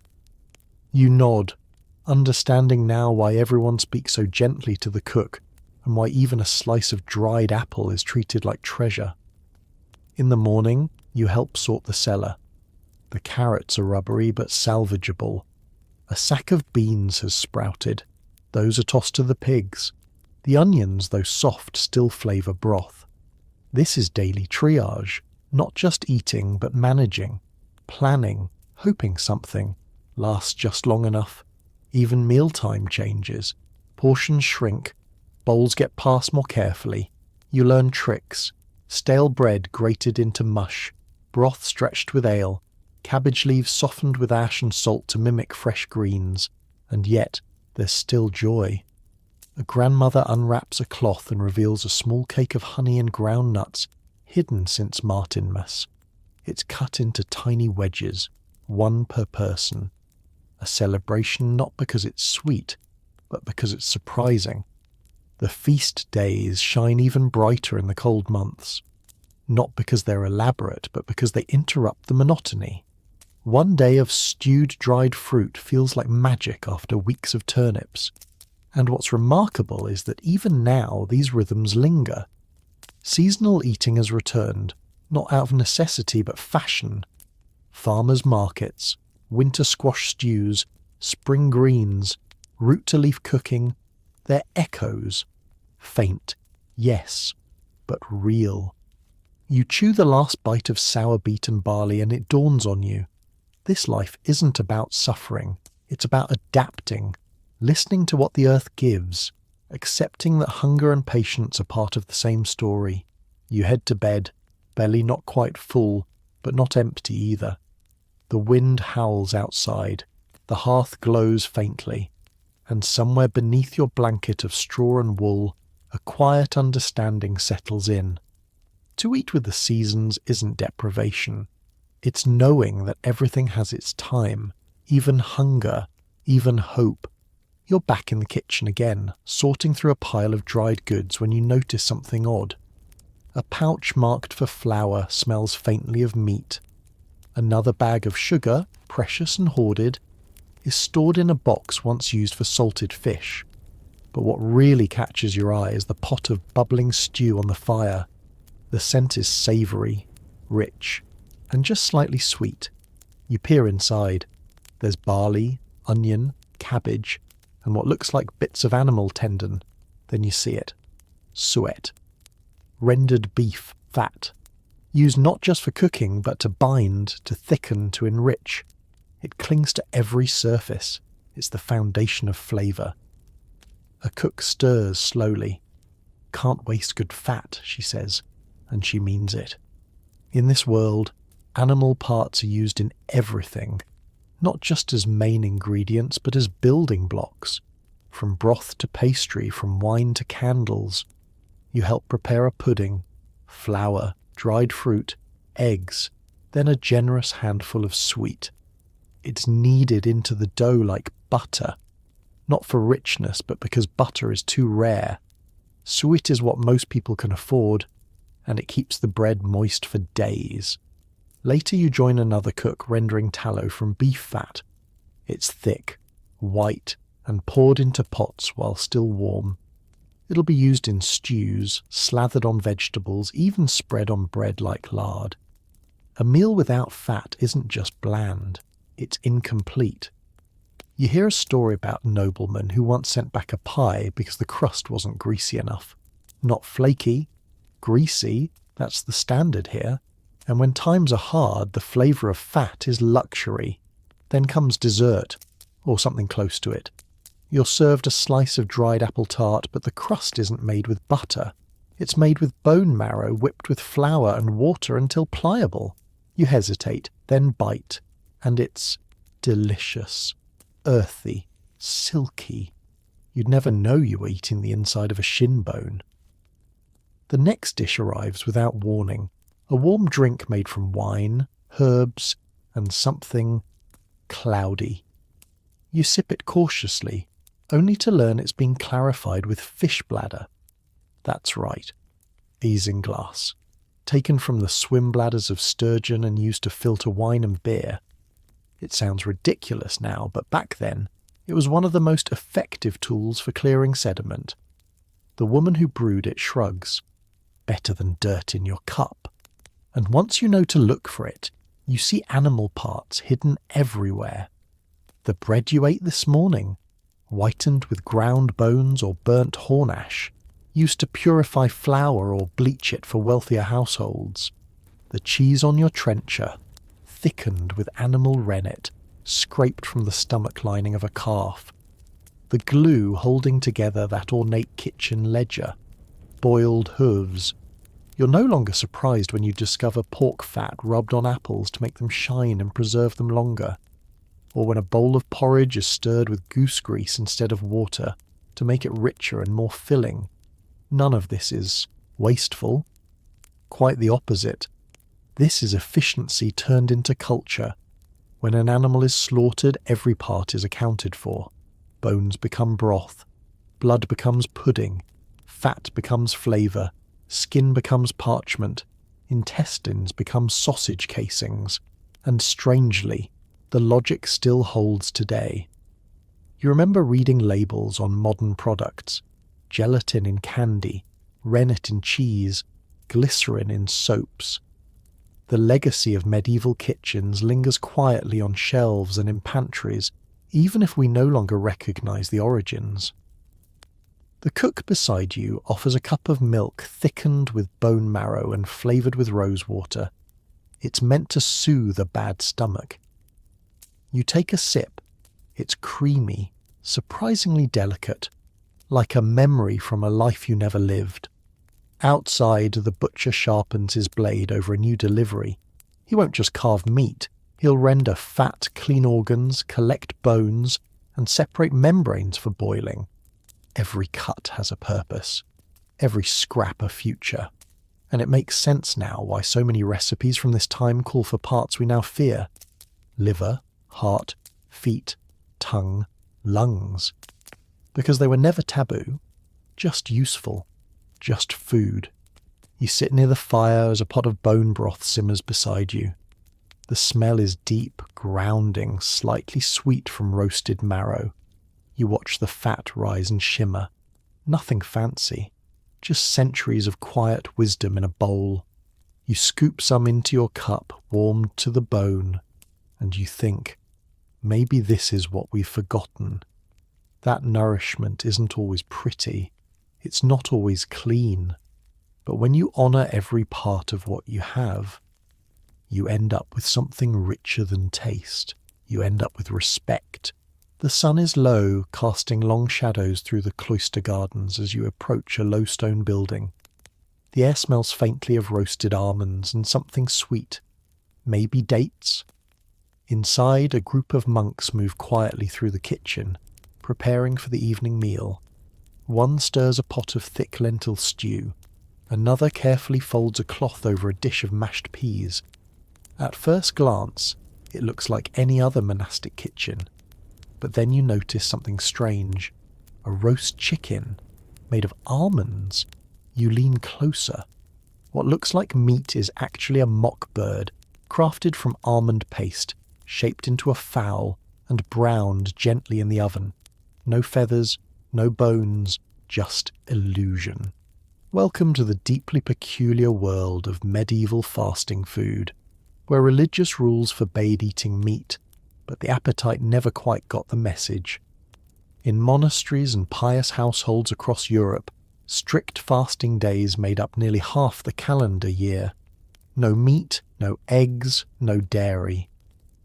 But human creativity being what it is, cooks found ways to follow the letter of the law, if not quite its spirit. You're handed a slice of fish pie, except it's not fish at all. The filling is made of ground almonds, breadcrumbs, parsley and spices, moulded into the shape of a trout and glazed with beetroot juice to mimic scales. It flakes like fish, tastes vaguely like fish, but it's not.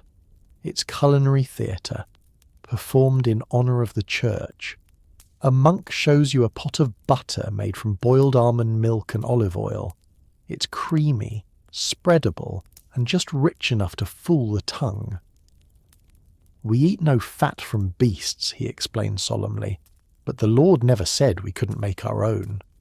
On one table sits a round cheese, or so you think. It's actually made from pressed rice and oat milk, moulded and aged in cloth to imitate real dairy. It smells convincing. You begin to understand, in this world abstinence inspires invention. As night settles over the monastery, the final dishes are plated, if one can call it that.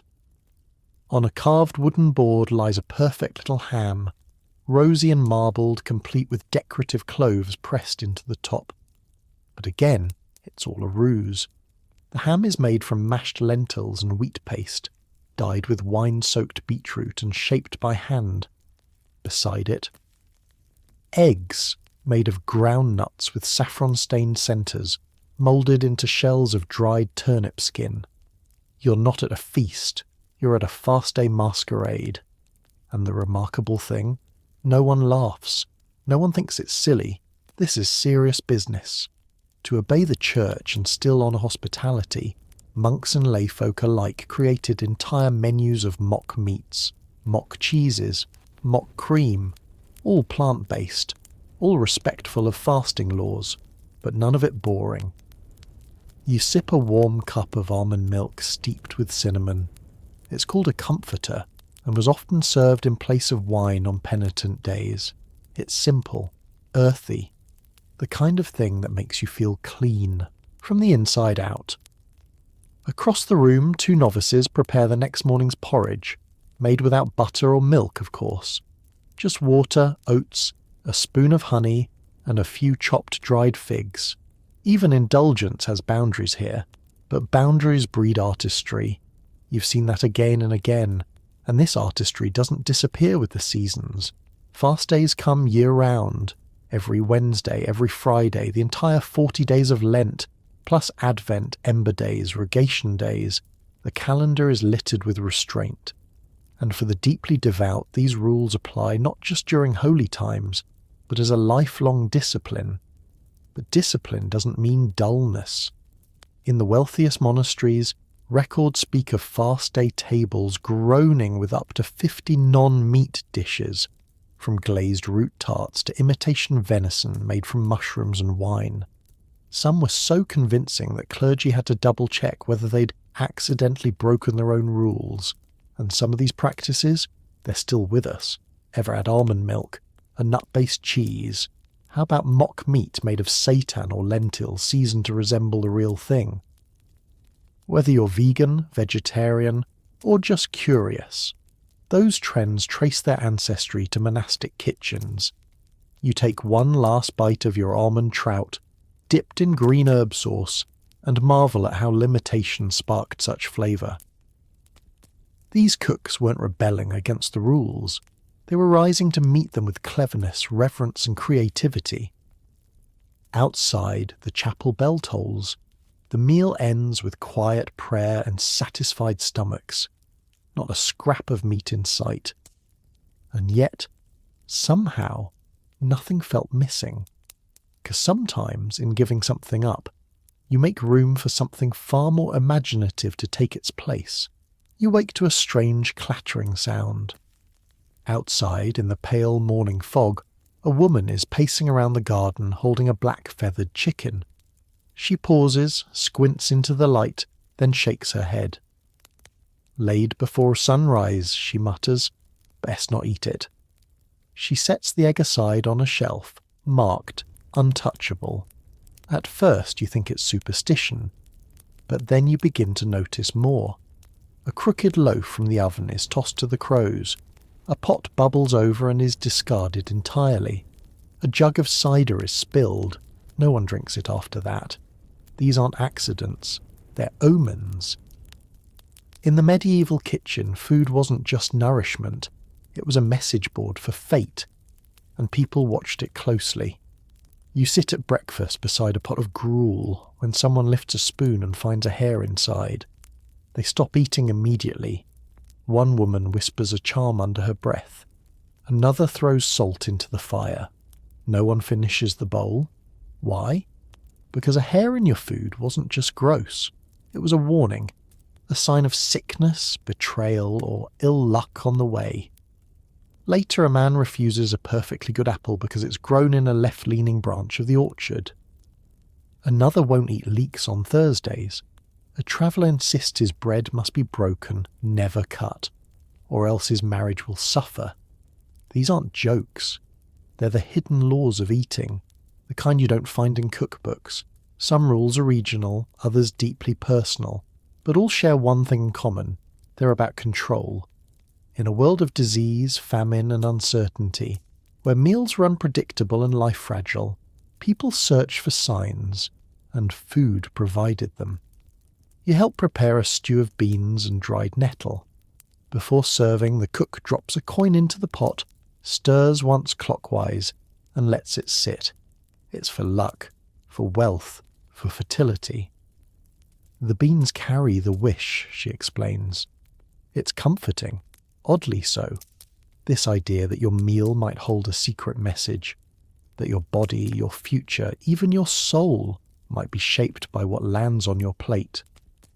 As twilight creeps in, the kitchen quiets, but the superstitions don't. A child rushes in with a handful of eggs, grinning. His mother stops in mid-step. She carefully counts them, sets one aside and mutters, "Never cook in threes." You glance at the rejected egg. No cracks, no blemish. But it won't be used today. 3 of anything in a cooking pot is bad luck, she explains. It invites sickness, or worse, a death in the household. By the hearth, a kettle whistles. No one dares remove it too quickly. The steam must rise in full before the lid can be lifted. If not, it means unfinished business, troubles left unresolved. Another rule, another layer of meaning on the mundane.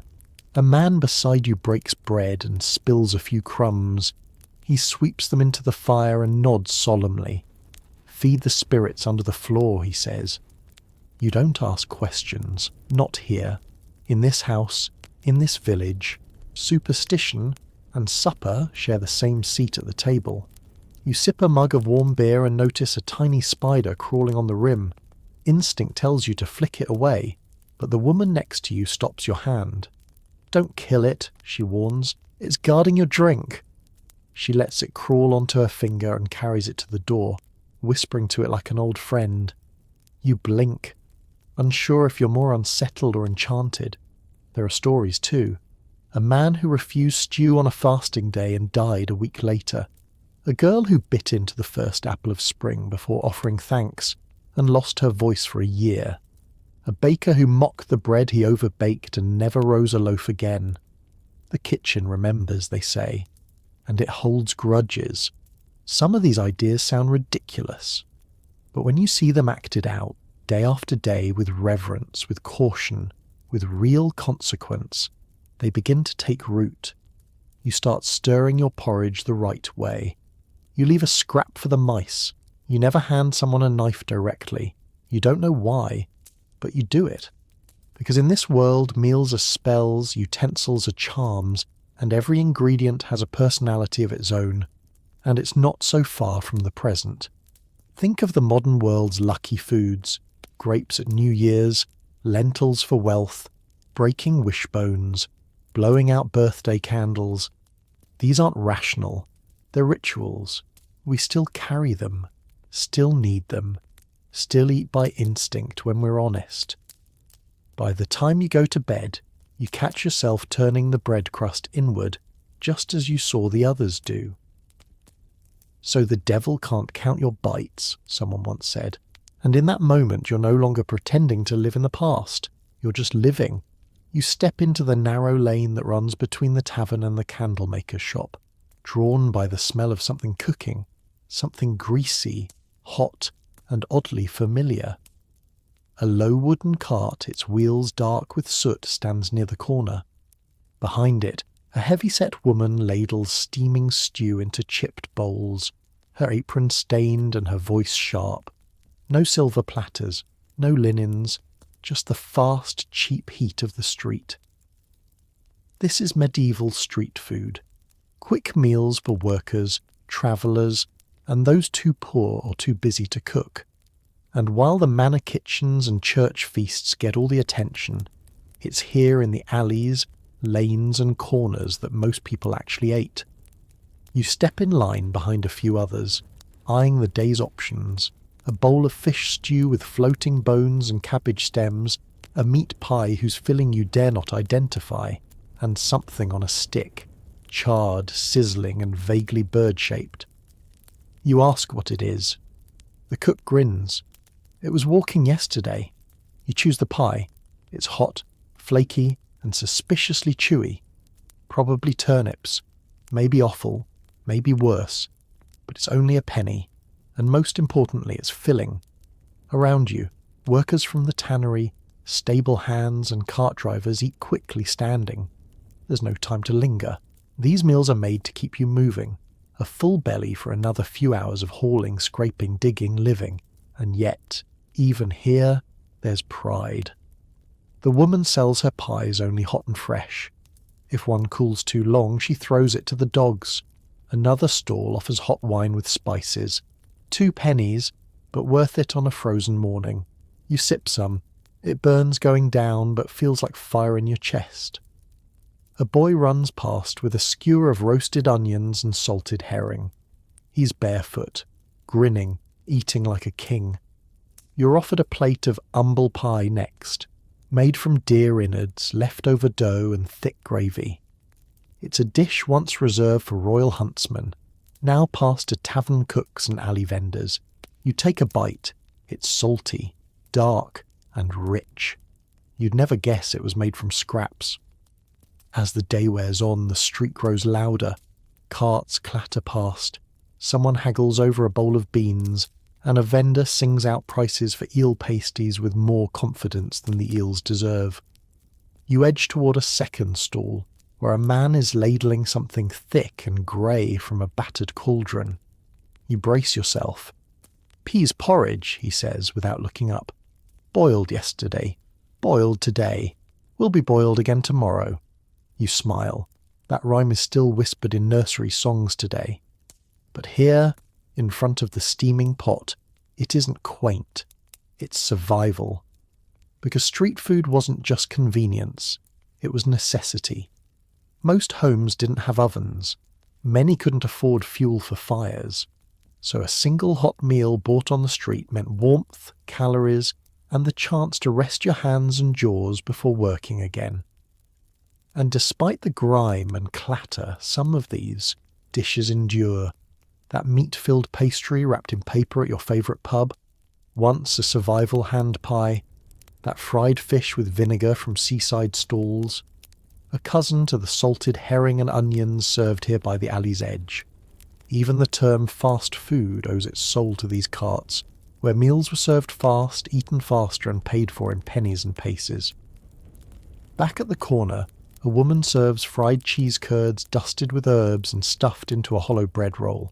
It sounds luxurious, but it's peasant food, born from curdled milk, leftover dough, and cheap greens. Still, it's delicious. You burn your tongue in your hurry and no one judges. You watch two boys share a hot leek pasty, arguing over who gets the crust. A stable hand bites into a mystery pie and winces. Too much pepper. The vendor cackles. That's the flavour of honesty. And it strikes you.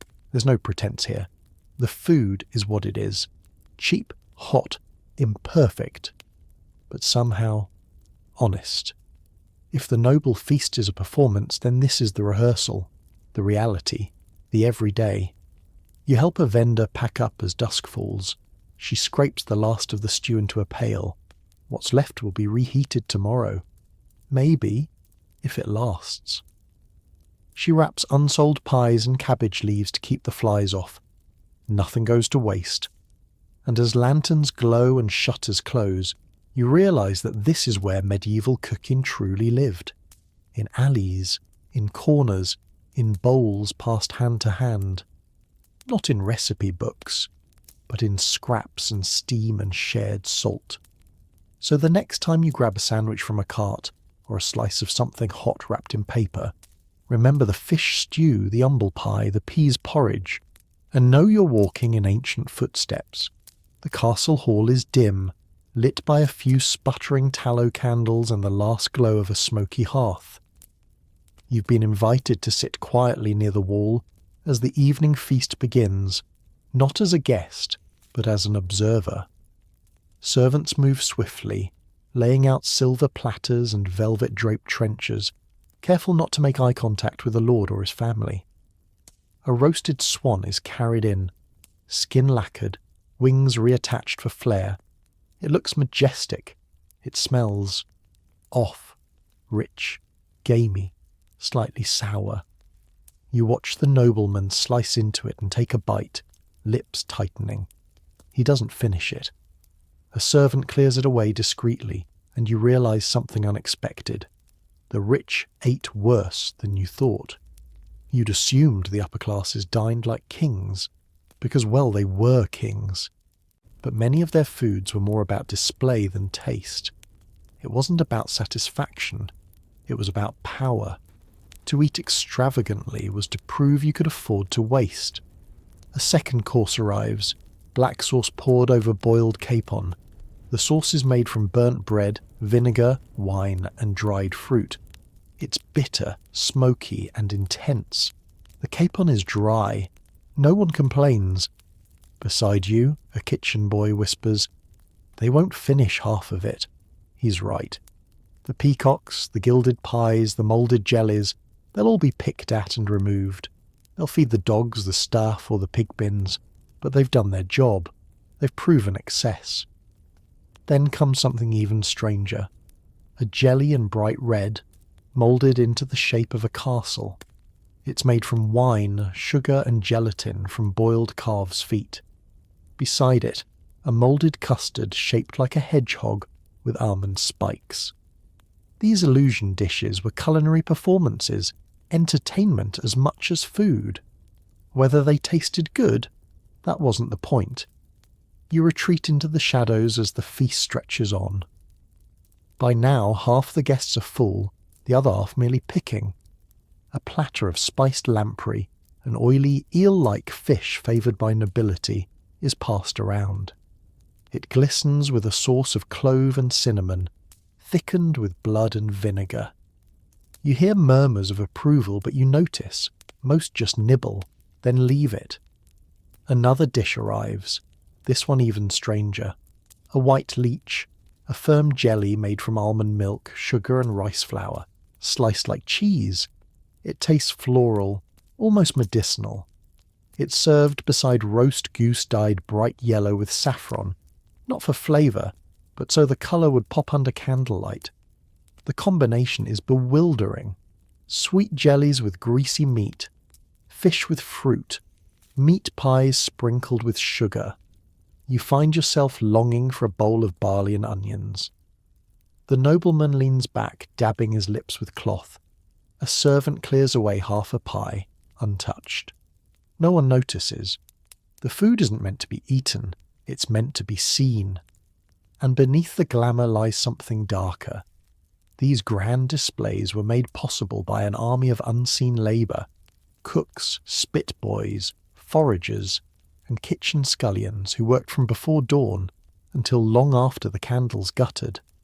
You slip into the scullery and find a girl scrubbing the roasting tray that held the peacock. She's coughing from the smoke, her hands black with grease. "That bird took 5 hours," she mutters. "No one ate it."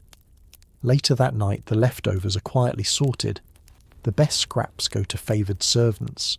The rest, bones, crusts, cold jelly, are tossed or fed to animals.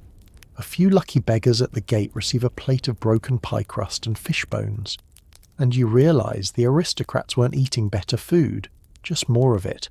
Stranger, richer, harder to digest. It wasn't about nourishment.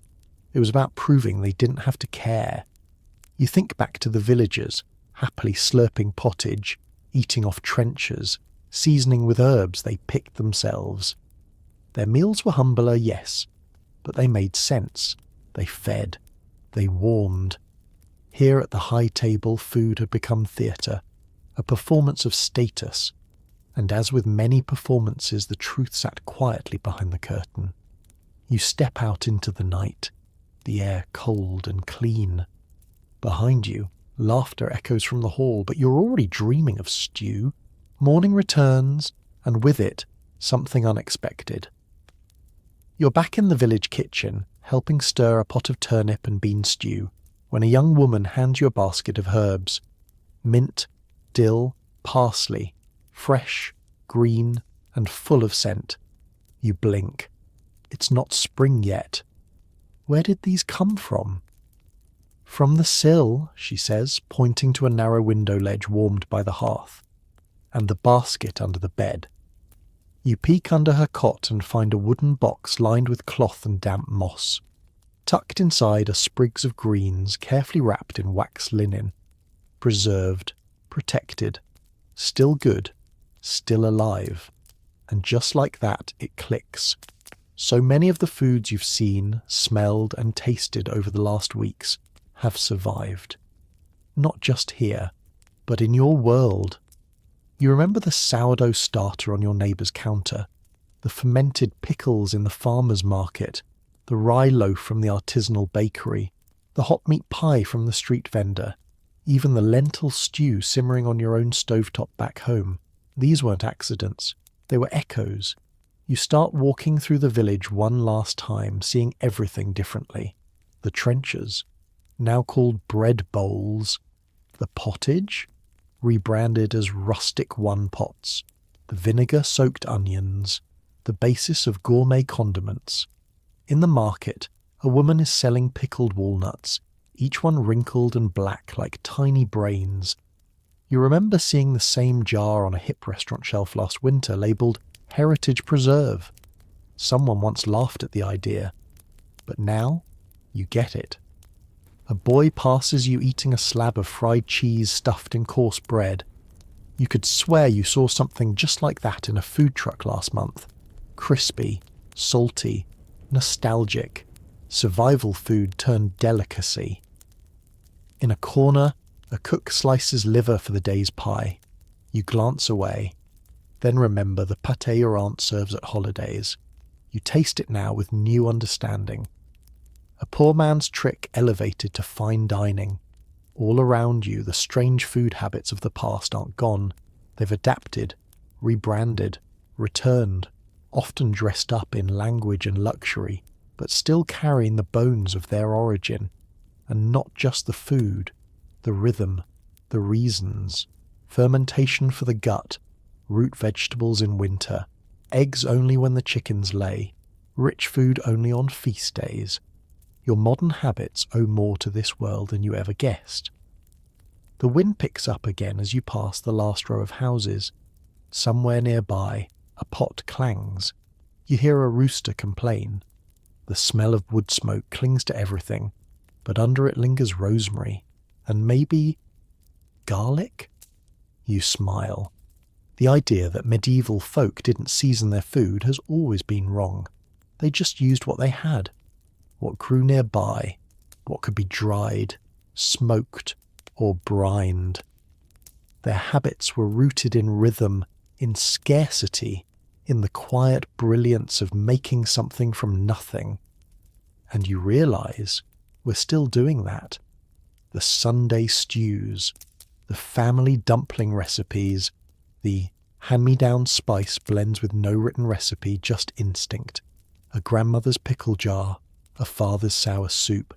Even the way you save bones for broth, it's not new, it's old. Older than books, older than forks. You think back to the roasted beets with vinegar at that trendy restaurant. Or the way people now drizzle honey on cheese. The bone marrow served on toast, sold at a price that would have made a medieval cook faint. The bread with seeds and grains they once called peasant loaves, now artisanal, now precious.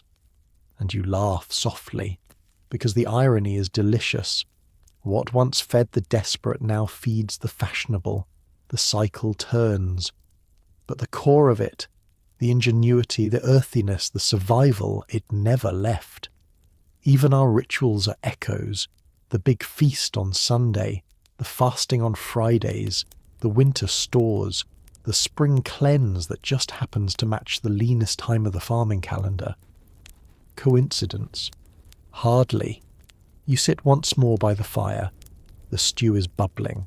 The bread has cooled.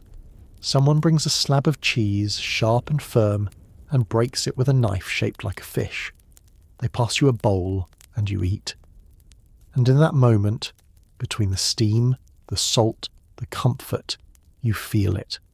A thread pulled tight across centuries, binding you not just to history but to everyone who's ever scraped, chopped, stirred, and hoped the pot would last till morning.